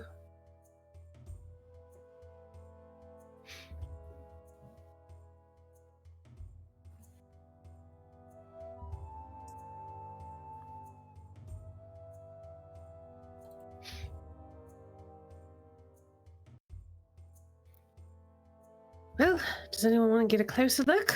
Or shall I do it? Well, you're in front now. Can I perception check the room, I guess? What are you looking for? Clues mostly? Like anything, a ring maybe? The source of, and I also want to like look in the mouth and see if I can like see the source of the magic, or if it's just like a generic aura like in the mouth. Okay, so yeah, looking for clues, perception. Deducing things from clues would be investigation. And in this instance, there's a difference between the two. Okay. And looking inside the mouth is free. Okay, I will just perception it. Okay, so yeah, there's kind of these cracked carvings all over the walls and on the floor. Like it's kind of Hieronymus Bosch sort of scene of hundreds, thousands of humanoids dying, falling, having fallen and splattered and in gory detail. You kind of and there's a lot of detail to that as a carving, so you kind of look around, as I suppose, especially because you've seen particularly Gravy in this place, like find, oh, there's a skull on this part of the carving, and if you press down on it, then a mechanism moves or whatever. You spend a few moments like thoroughly looking through things on the floor. Everything seems to be part of the same carving. There's nothing that looks like it could move or be pressed. There's no like femur of a humanoid that's actually a lever. There doesn't seem to be any traps. And looking inside the mouth is a wall of impenetrable darkness. Magical darkness? Yes. Yeah, that seems to be where the magical auras that you're detecting come from. She'll turn back and look at Aldrig and say, I believe we need Beatrice's help again. I'm muted. What am I doing? Well, there is another void of darkness in another creature's mouth. You're a fantasy dentist. Yep. I mean, I suppose I'll just mage hand and root around inside the mouth if I can do that. Yeah. So you make your spellcasting gestures. What are Eldritch spellcasting gestures like? Like, do you know when someone looks like they really can't be bothered? Like, do you know Kevin and Perry? Where his like arms are just like down by his side all the time, and he's just like, it just looks like, can't be bothered. Yeah, it's kind of a lazy movement, Like then one-handed, kind of like waving his hand and like clicking his fingers and stuff. yeah, subtle gesture, and then exploding from that is incredibly powerful, like dark magic. So Beatrice like bursts forth and flies. There's not a flapping of feathers, as this like smoky incorporeal bird flies down the corridor, like weaving between the group of you, weaving around zombies, and then around Ava. There's kind of more of a sort of swoosh, sounds of air being displaced, but not actually a feeling of air being displaced as she flies past.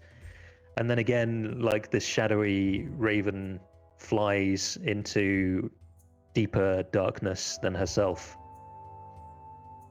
So you'll get a sense of, well, first of all, it's different from the other moor that you probed in that there's not a enormous creature with wings and horns inside it this time. Nice. It actually seems to be a tunnel that goes down. Okay. Now you'll actually reach the limit of the spell depending on where you're standing. close I I think am. you already did, but I assumed you'd maybe move up a little bit. I Yeah, I think think you've I got would- 30 feet on the mage hand. Yeah. I mean, I feel like I would like move to here. Yeah, so from there, so once you move a little bit closer, kind of Beatrice reaches, like you feel a tether, like the furthest distance that she can be from you. You feel that limit reached, and then you move a little bit closer, and she can plumb deeper into this hole. And she actually, continues to descend. Let's see, you are, say, 10 feet, so descends 20. So she still will be able to descend without hitting anything.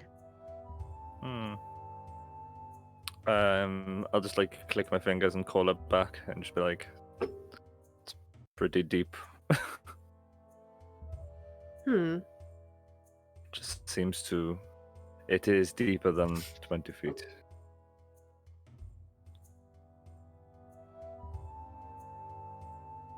Well, it does say into darkness descend. How big is the mouth? It's 5 feet wide. So we could climb in there. Yeah. I don't wanna. Send a zombie first?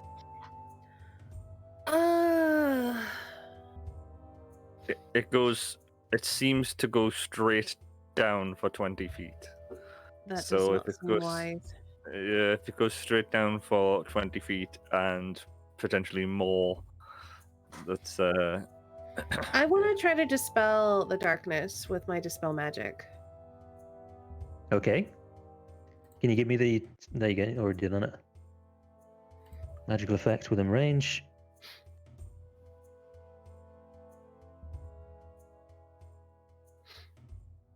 Okay, so could you please make an ability check with your spellcasting mod? Sure. So I'll just roll a d20 plus 8. I'm going to use my inspiration on this, so I'll roll 2 d20 plus 8. All right. 28. The darkness is dispelled. How does your spell look? I think we just see her chanting, and like maybe we feel like wind stirring around her, and then the wind picks up and it just like blows away the darkness like it's a mist.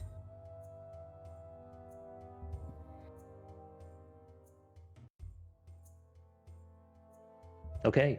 It is successful. There's a tunnel that you could, if you said the magic words, you could look down there. Yeah, I From- want to look down it as soon as From the as soon as back. the darkness Yeah. is dispelled. I'm like looking in there. From the back of the group, we hear like, that looked awesome!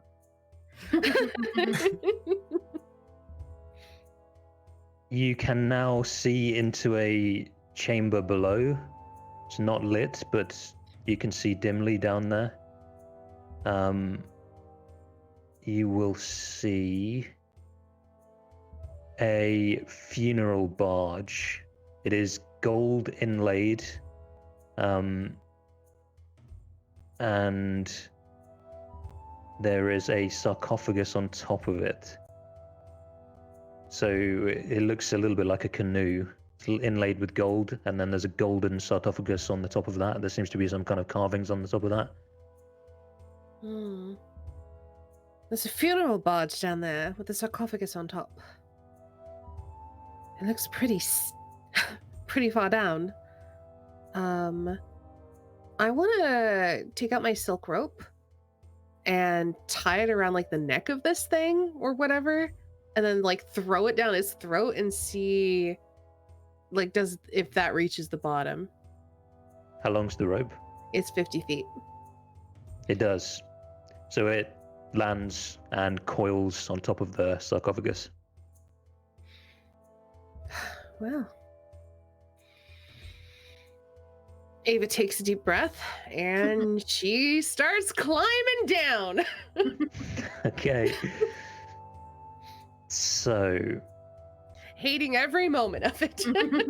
Actually, she's probably fine with it. I'm hating every moment of it. I think I'm going to attempt something complicated. Because it seems to me that Ava will be climbing, and at very least we'll see something. Snow, I'll move you here as well, but I'm gonna try to just have you two move onto the other map. Maybe move the You should be- eye of the Penguin Lord.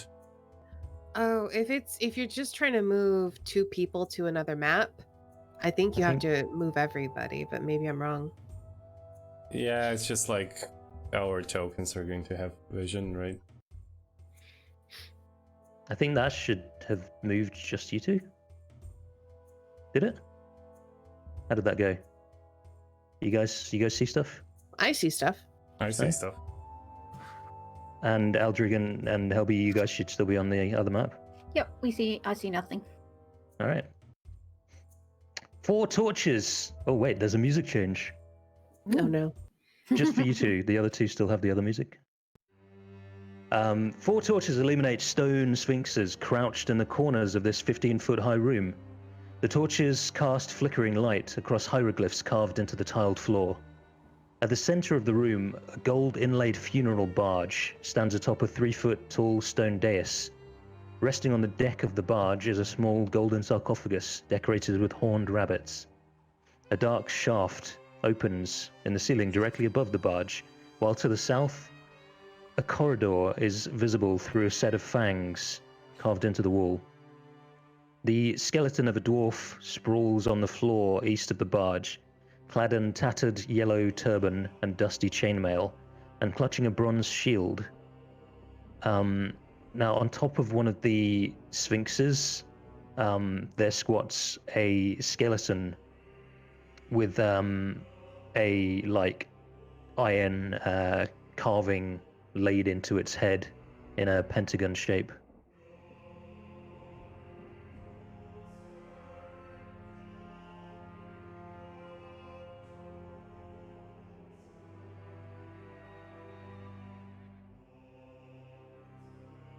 What do you do? Can I sacred flame the skeleton? Certainly, yes, you could. I mean, that's how we've been handling this. So I'm still dangling from the rope, and like I think I'm like doing like the slow spin that you do when like you're on a rope after you've climbed down, and then she just sees that and she's like, "Oh, points." Yeah. Fireball.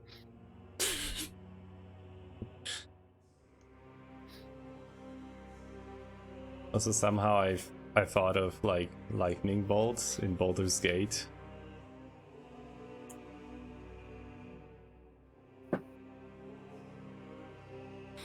Okay, Ava, your spell is effective. You damage this thing.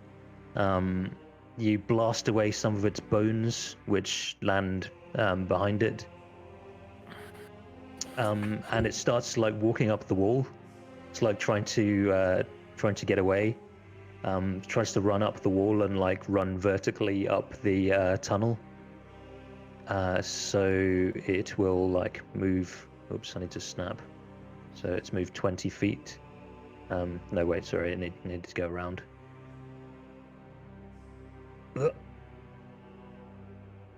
And then, so 10 feet, and then up. 10, 20, and then, let's see. Okay, so it gets 10 feet up the shaft. It's like running back up, and then it's your turn again. Yeah, I'll just Sacred Flame him again.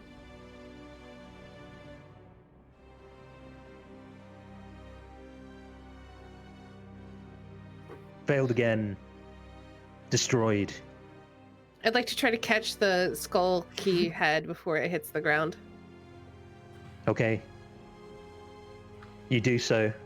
Neatly, the rest of the body falls away, and well, it kind of crumbles. Whatever was holding all of this together, the moment you destroy it, when you did enough damage to it, is dissipated. So you kind of catch the skull infused with metal, and then maybe thinking that the rest of the skeleton will hold in place there, it like drops away, and suddenly you're just holding this skull thing. And what so shape did you say it was again? Pentagon-shaped skeleton key. Okay. Adding it to my sheet. I call up to the rest of the group and I say, I found another one of those skulls. The cursed ones or the other ones? The ones that have the metal in their foreheads? Oh, the keys.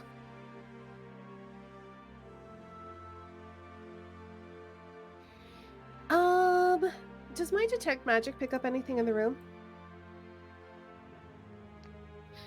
I think quite likely yes. The entire room is within range. Okay.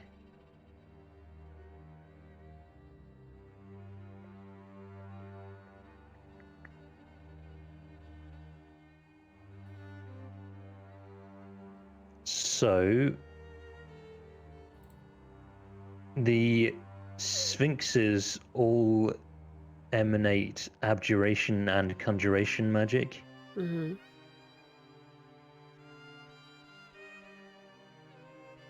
Those are the specific magic types you get. Okay. I think everything else is also magical. So Okay. the sarcophagus is magical. Mm-hmm. Some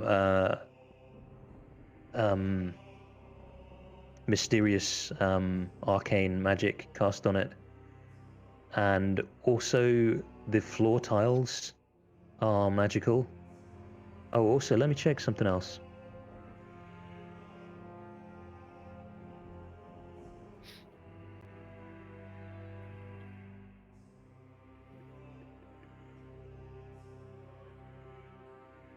Okay, so the corpse does not have anything magical.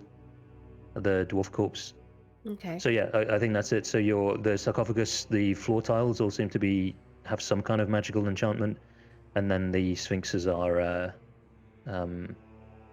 yes, evocation. Is there a magic? Is the sarcophagus Sorry. magical? I said evocation, abjuration, and conjuration on the sphinxes. The Gotcha. sarcophagus is magical, yeah, as well. And the sarcophagus itself is magical? Yeah. What about the barge? The barge not. There's a ton of magic down here! She shouts up. I think she just shouts up the description of the room. Like she sees 4 sphinxes. They're all enchanted. The floor tiles are enchanted. The sarcophagus is enchanted.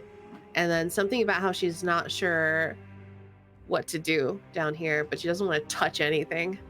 She's still like clinging onto the roof. I think she's like wrapped part of it around her foot so she can like take some of the weight off of her hands, and she's just dangling there looking at everything.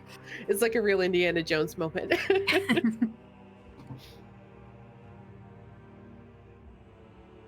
So little help, please. Someone figure something out. I don't know.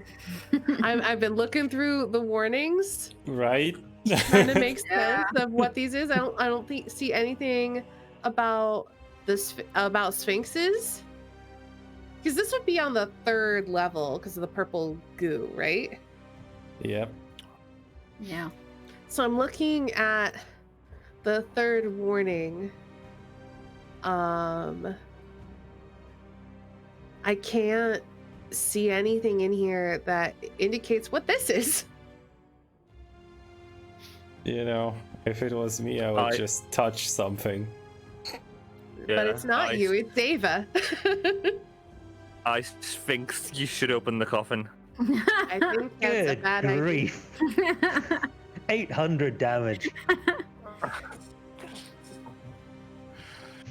Yeah, Ava's not gonna do that.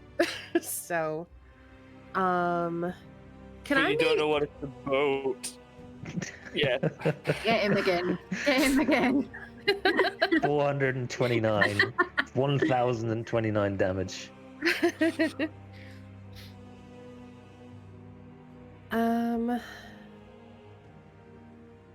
Can I like take a close look at like the sarcophagus and the boat that are beneath me? Yeah, of course. I'm mostly just looking for like symbols or clues or that sort of thing. So it's seems in nice contrast to the last one that you saw. This one is it ain't gilded. Mm-hmm. This is solid, extremely valuable, and extremely heavy. There seems to be some carvings on top of it, of a rabbit-looking creature with a horn on Ijin. it. Yep. Ijin the Almiraj, I know.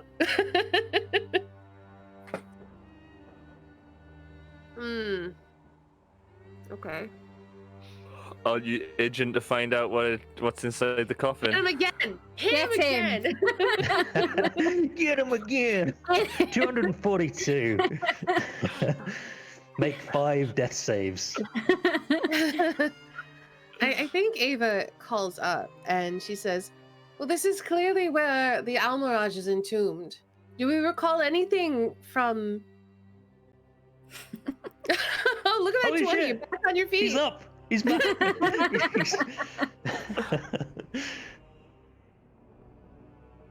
So, yeah, Sorry, she calls carry up- on. Yeah. She calls up to see, like, does anyone remember anything about when we encounter the Almiraj, or I guess something that can maybe indicate what to do here? Because again, I don't know. I don't want to just touch stuff because that's dumb. What's the dead body on the floor? Or the body? It might not be dead. It might just be a guy lying there pretending. I mean, to it's be the dead. skeleton of a dwarf with a bronze shield. So it could Yep, be a and, skeleton tattered yellow pretending to turban. not be undead. Yeah, I mean maybe the turban's magical, maybe the shield's magical. I mean, they're not. No. Oh, That was said before. The only things that are magical are the sphinxes and the sarcophagus And the floor tiles. and the floor tiles, which is why I don't want to touch anything.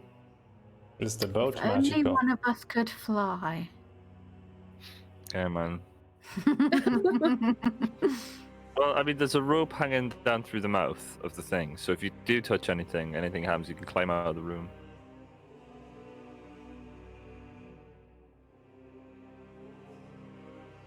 Yeah, I guess. I want to check before I do that.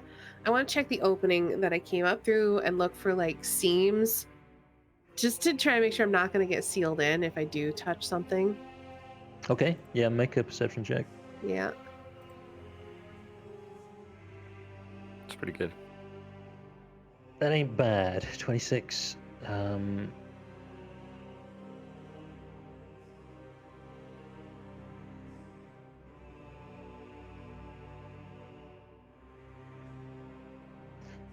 Yeah, so you check it pretty thoroughly, and maybe with disadvantage actually, because of if there's no light there and you're in dim light from dark vision. Still a 26, and you're fairly confident that there's no seam. In contrast to the previous chamber, there doesn't seem to be like a block that will move into place to seal that tunnel. Okay. I'm gonna land in the boat. Okay. You do so. Okay. Let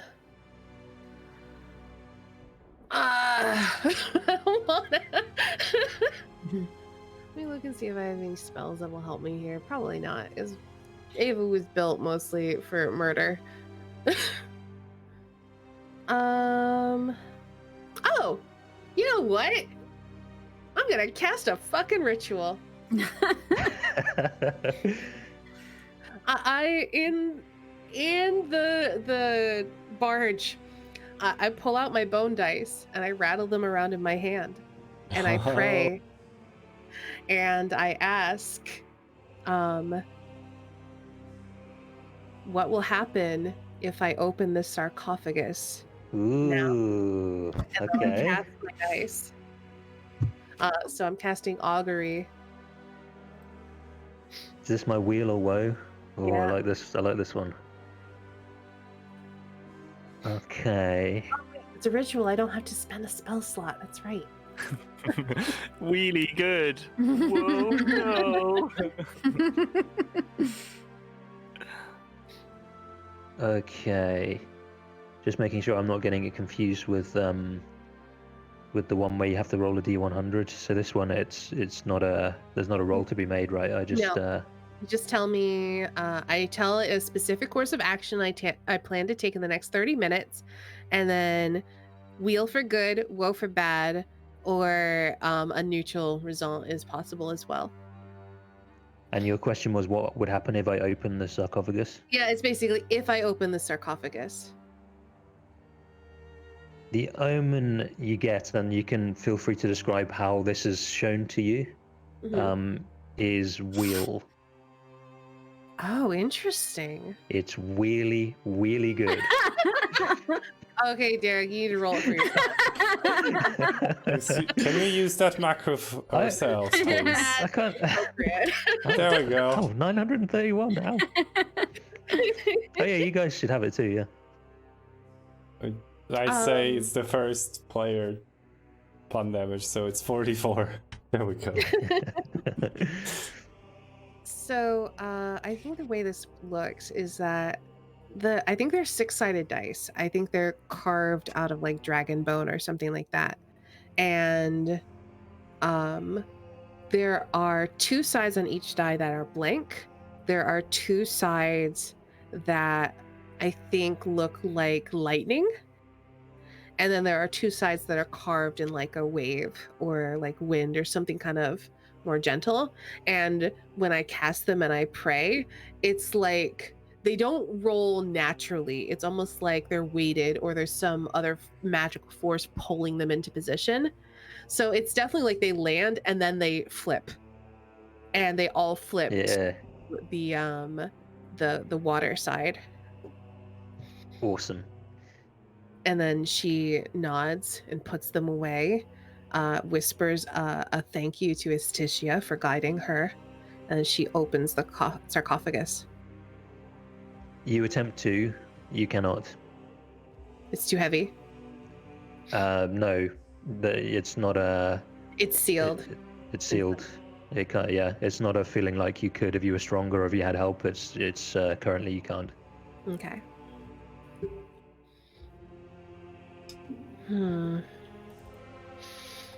I call up to my people who are just hanging out up there. And I'm like, I've tried to open the sarcophagus and it's sealed. Do you need help? Is there a lock? The sarcophagus is enchanted, so I believe it is a magical seal. Is there a lock? I look for a lock. No lock. None that I can see. We'll come down. There is places to stand, but don't stand on any of the floor tiles. is the thing that it's the raised dais or whatever that it's on, is that enchanted or is it just the square floor tiles around it? Just let me check that.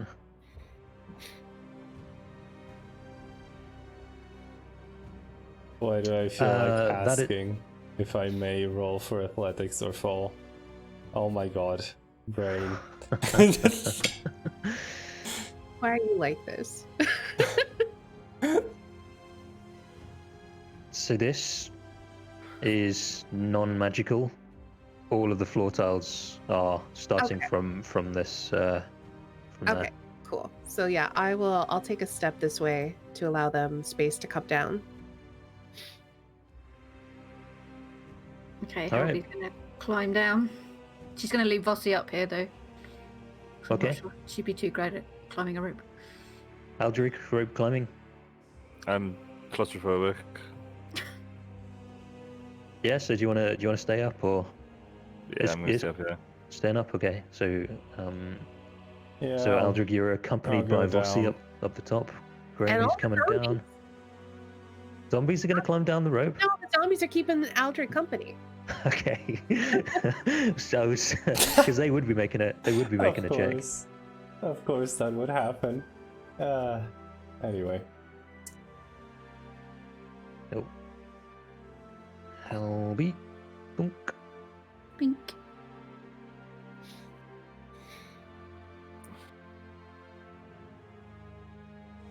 I think after Helby climbs down, Ava just kind of gestures and says, "All right, welcome to my tomb. Well, Oh, it's lovely. Don't step on any of the floor tiles until we know what they do." I love what you've done with the place.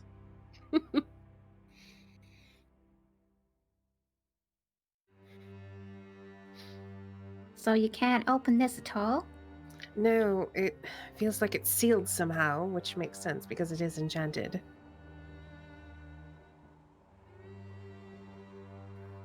But I have reason to believe that I can't figure it out. I'm thinking about the warnings that we were given.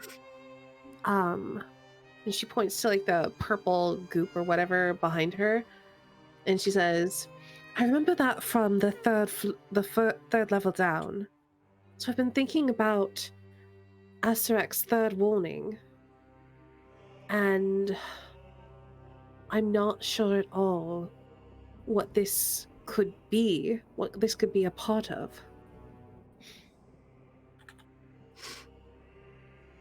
So you don't think we should walk on the tile?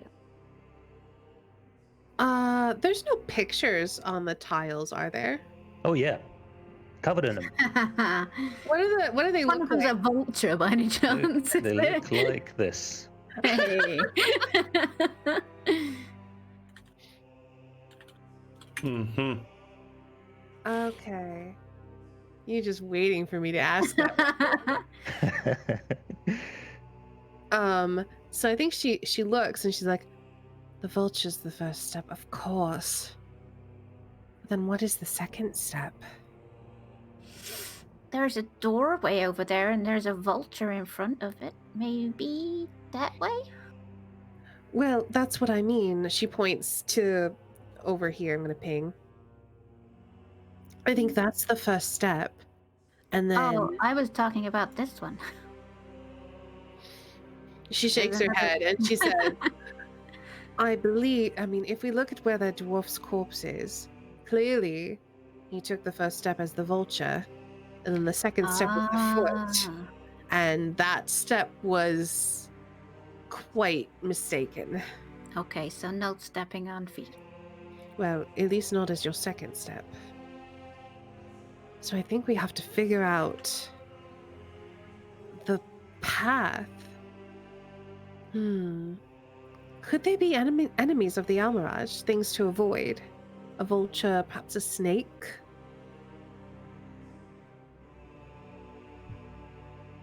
Oh my god. Okay, hold up. Oh my god. Where?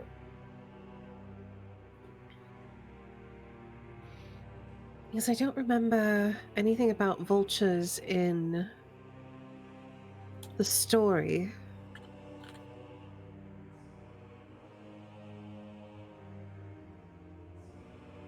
Helby, you were the one doing the translating. Do you recall anything about vultures? Not that I can remember. There wasn't anything in the Omuan texts.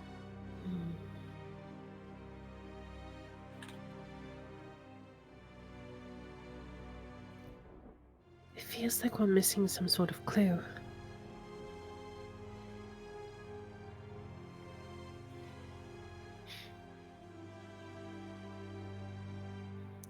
And it feels like starting here puts us at a disadvantage, almost like we're working backwards. Hmm.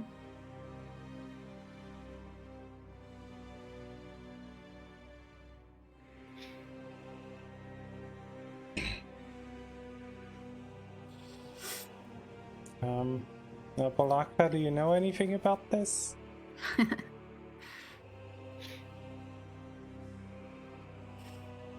Hi, Grammy.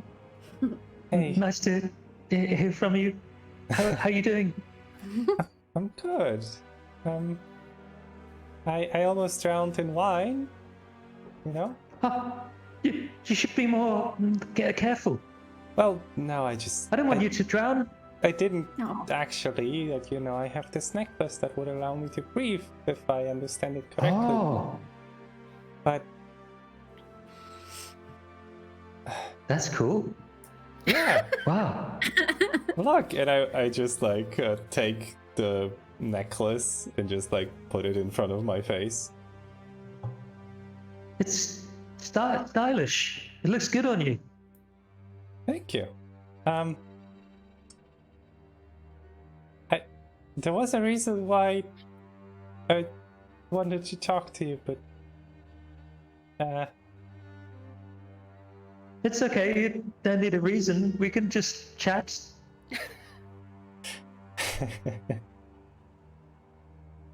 okay. What are your friends like? I can't hear their thoughts like I can hear yours. Can you hear them when they talk? Yes. Well, that's I mean, that's how I know But them, right? I only hear what they say, not what they think, and But I can't. I mean, I can't hear what they think either. do people, are they different? What people think and what they say? Well, sometimes. But then you could say anything. Don't teach him to lie. You should put the detect thoughts helmet on. Well, I was also thinking that, but you'd have to attune to it. I mean, you could, but there is not really any reason to usually.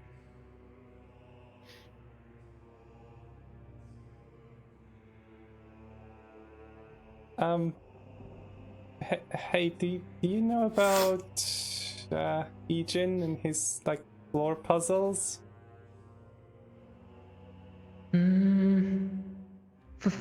Floor puzzles. Hey, I haven't seen something like this one before.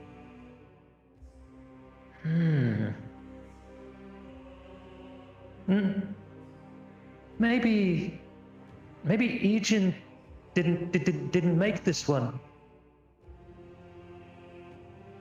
Ejin is nice though. I like Ejin.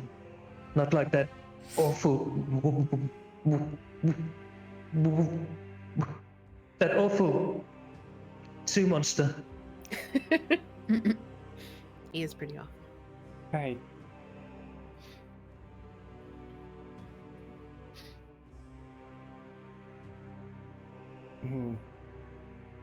You know, I can show you some alchemy when we have the time. Oh, you're amazing, Grammy. Thank you. Right. I kind of just get distracted entirely, right? The sound of somebody hanging up on somebody that's living in their mind. Talk to you later. Click.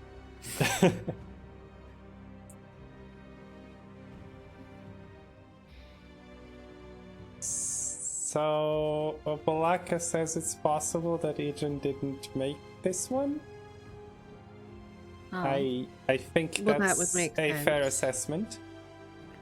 Considering that Ejin is entombed here, is probably a mockery of one of Ejin's puzzles.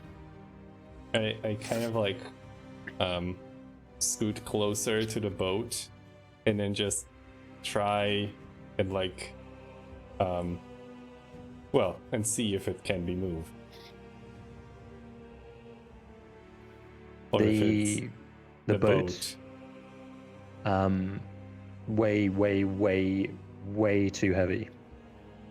Okay, so I take a 10-foot pole and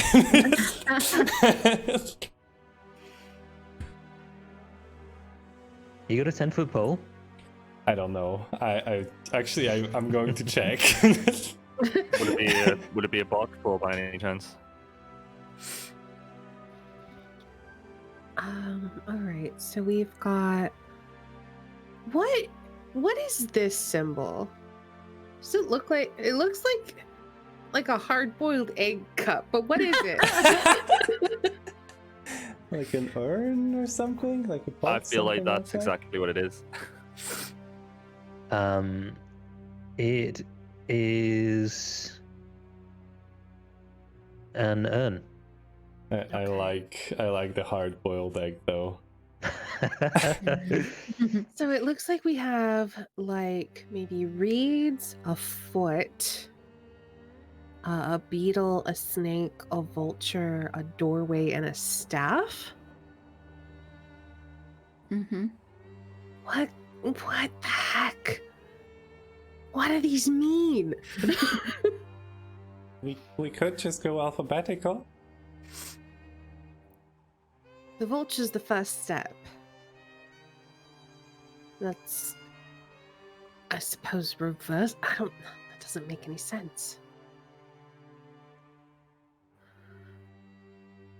So what I'm trying to do as a person who plays puzzle games is I'm looking at this floor and I'm trying to find a pattern.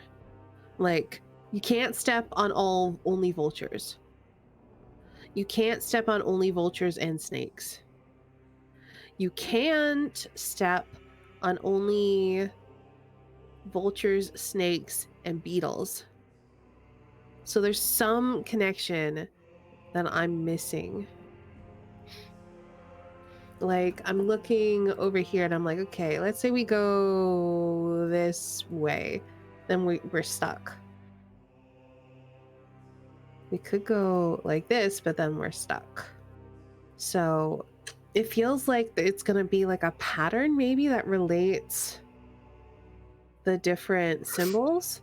If I look around the room, do I see any sort of like, do I see these symbols anywhere else? No. Are the sphinxes alive in any way? It's impossible to discern. Can I find a Well, I pebble mean, it's and not. It's not. throw- I mean, you can make a roll. Helby, or Helby could try to read their brains. Can I find a pebble and throw it at a sphinx? I don't think there are any pebbles on the ground here. If you have something to throw, then you could throw. Okay, I have a... Wait, I have a jade ring. Where did that come from? You do have a ring? I don't think it's from here, though. It could be. Because didn't we, when we found the ring, we said something about the ring is a path to another tomb?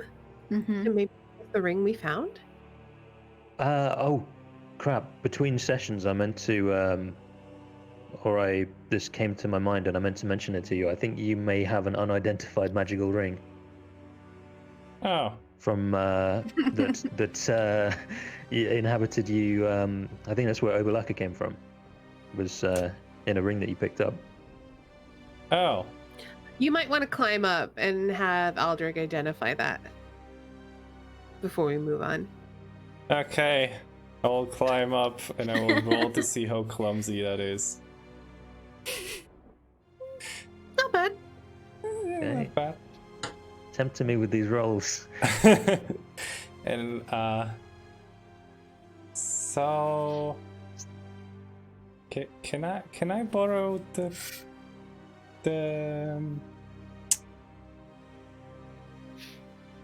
oh my god, what do you need for identify?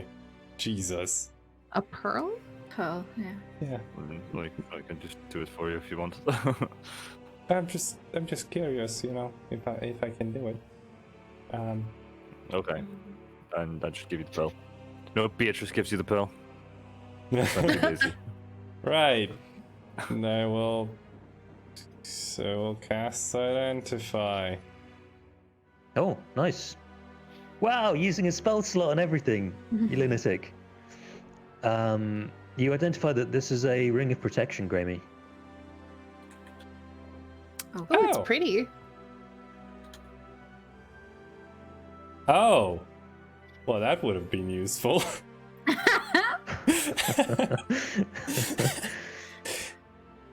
First world problems, you know. You ever have a unmeasurably valuable magical ring in your pocket and just totally forget about it? I know it happens to me all the time. Huh. Thank you. And I give the pearl back.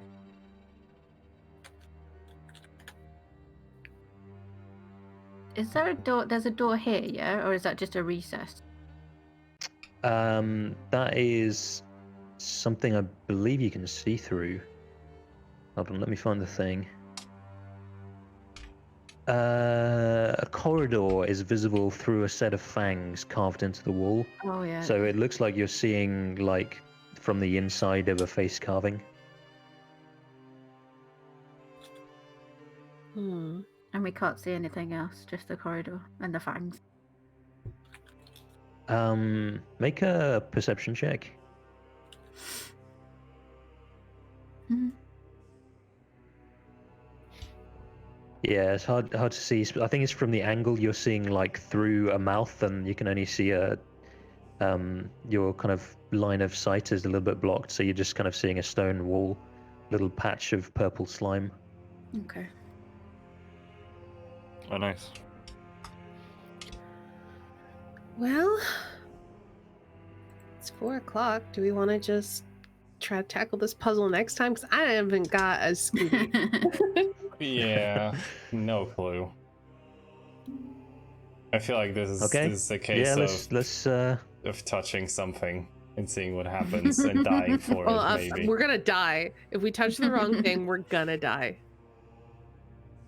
I mean, let the rogue do it, because there's a chance it's a dex save that allows for half damage. And you just got your ring of protection, and also if it fills up the room with a horrible gas, you can breathe that.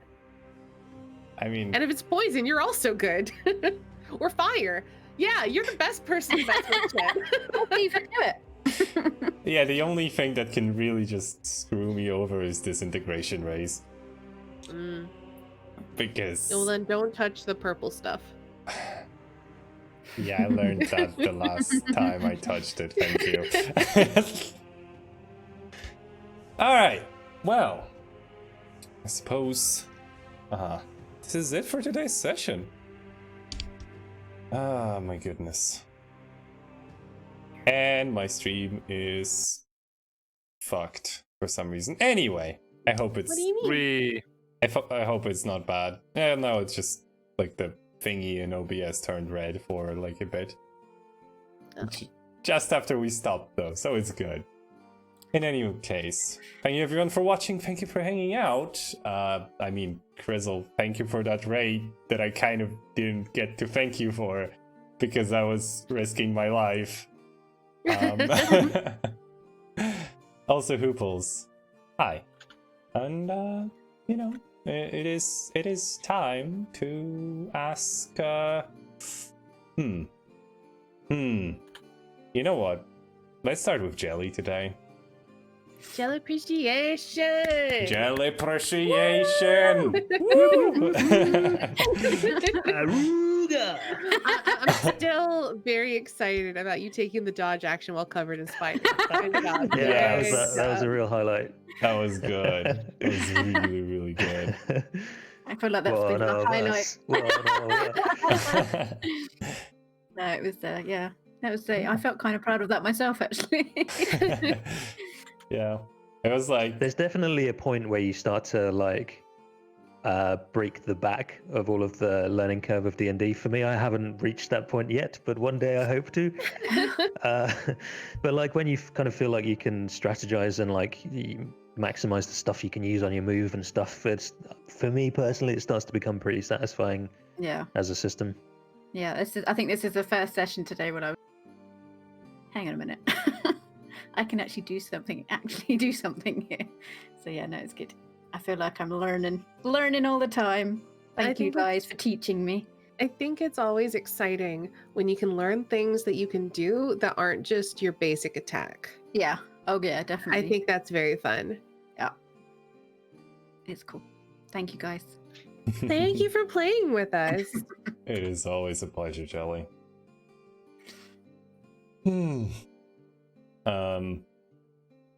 Right. Wait, I'm supposed to be professional. Right. Hey, Derek. Yes, hello. How you doing? Anyway, would you like to speak about the things you do online? I'd prefer not to, actually. It's really best. We've seen your browsing history. Incognito, I swear. I don't know how you got hold of that. I have the right to brainstorm it. No, I do live gaming, epic gaming Twitch streams on twitch.tv/Dirky_Dirk, where I am also a bumbling oaf. It's not just put on for this stream, it's also on the other one. I'm doing a mystery detective anime game called I, the Somnium Files, which is pretty rad, I've got to say. Makes you laugh, makes you cry, makes you confused, mind boggled with all the crazy theories about who done it, whose the murderer is. And I reckon we're getting to the business end. Got a lot of theories, a lot of suspects, Plus, and I think we're going to crack the case pretty soon. Plus, Derek, you like bad endings, right? So it's perfect. Yeah, I intentionally get them for content, deliberately. Well, also, you're playing a game by the Nonary people. Yeah. So you Yeah, kinda, joking aside, you do like to play those games properly. You got to do all of the bad ends and then get the good, like the true end at the end. That's Yeah. They kind of like split the story into every different ending. So if you do one route, you're not getting like 80% of what's going on. You only really piece it all together at the end. That is So awesome. yeah, going to be doing that on Sunday afternoon. do you think any of your theories are correct? What do you want? Well, I resent that actually. How dare you? I was watching one that You've had a lot of theories, and you've learned a lot since then. Have they changed? I call them theories just purely out of a nod to the scientific method. They are as close to fact. They're theories in the sense that the theory of gravity is a theory, if you catch my drift. Uh-huh. So they're okay. Well, you convinced. The theories, by the way, are all like, that person's a cyborg, that person's a clone. There's more of that person, and they switch places every day, and that's how they did it. You know, my favorite was the little old lady when you were like, "Oh my god," and I was like, "It's totally not." But okay, that's a galaxy brain deduction. Just you wait. She's about it. I guarantee it. Tell her. Okay, wait, maybe. Oh my god. Astani, you know, as fun as it would be to talk about that game forever, Would you like to say what you're doing after this? Sure. Hi, I'm Estani. I'm a variety streamer. You can come hang out later on my Twitch channel where I'm gonna be putting myself underwater in Scary Fish Town on purpose. Why would I Wow. do this? Yeah, we're gonna be playing Subnautica Below Zero. It's very pretty and it's kind of scary, and it's still in early access, so it's missing a lot of content, so we'll probably be coming back to it later. I'm also playing through Vampire the Masquerade Bloodlines. We were talking about that at the beginning of the stream as a Malkavian, which is very fun. And I'm also playing modded Stardew, which I love. The mods are so good. Yeah. Follow. I also entered a contest. So wish me luck. An art Fingers contest. crossed. I should be finding out, what was it, today? I thought I it. think Yeah, The Yeah. Baru contest, supposed to right? be today. Yeah. I don't know how I'm going to find out or where or when he's going to announce it. Yeah, I guess he'll But- tweet. He was streaming, I think. So maybe after the stream or during the stream, or it was supposed to be today. I Yeah. watched most of that. Well, not most of it. It was like 7 hours, but Yeah, he I did a did stream too. where he went through and like showcased every single entry, like hundreds and hundreds. And I was glued to it for like 3.5 hours. There's so much good stuff. Yeah, there's some amazing art in there. Like really, really good art. Like the Darkest Dungeon style one was so good. Okay. I think yours stood out though, I think. Well, I appreciate that. I A lot of it was very samey, I felt. Although it was really good, it was all a bit samey. Yours was the only one that was like just different. And it stood out, I think, because of that. Yeah. Oh, it's on Monday. Okay, thanks, Tim. What? I was Yeah, totally wrong. Tim actually also entered Oh, that Tim entered contest. so- too. Cool art piece in there as well. Yeah. Yeah, it was good. It was cool. Speaking of cool people, hey Phil. Okay. Nice. I was man. looking for an opening. Holy shit. I mean, I was just sitting over here, just being cool. I Yeah. thought, Would you Just like like, to guys, just- speak about other cool things you do? So I spray painted Mortarion yesterday. So that's like step one in painting the awesome Death Guard Primarch for Warhammer. It's like a foot tall as well. It's a huge model. It's like a big demon in power armor with moth wings and a scythe. It's totally my aesthetic, which is great. I was trying to stream some Warhammer Vermintide very drunk at like 2 o'clock in the morning, and nope. What else? I wrote a new song that's on Bandcamp. If you want to have a listen to that, and I had a listen earlier.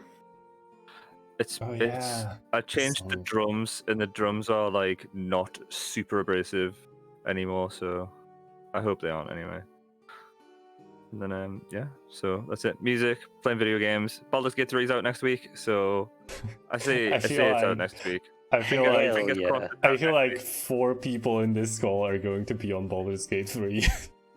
The second it comes out next Tuesday. It's kind of expensive for me. Yeah, Not gonna I lie. that's need, the I need thing. to look up what time on Tuesday it comes out. It's one of those. I need to Oh know, is it my dropping God. midnight or... All right. Well, if you would like to listen and to see more TOA, we are going to be back next week on Friday, same time, same place, 7 p.m. CST on Snow Chicken Lord, as you can see.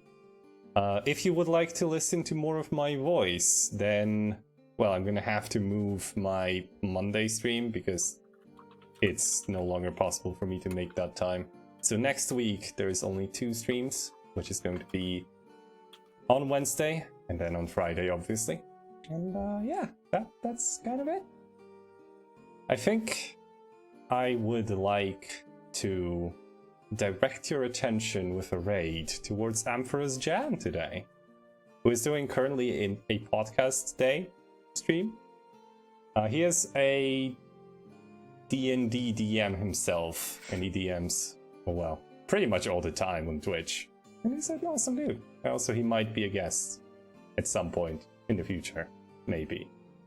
But yeah, that's it. If you would like to let them know that you are part of this raid, yes, Derek, you got it. Please copy the message I just put in chat, or create a variation of your own, and I will see you there. All right. Have an awesome day, everyone, or evening, whatever time it is for you, real. Bye. Bye.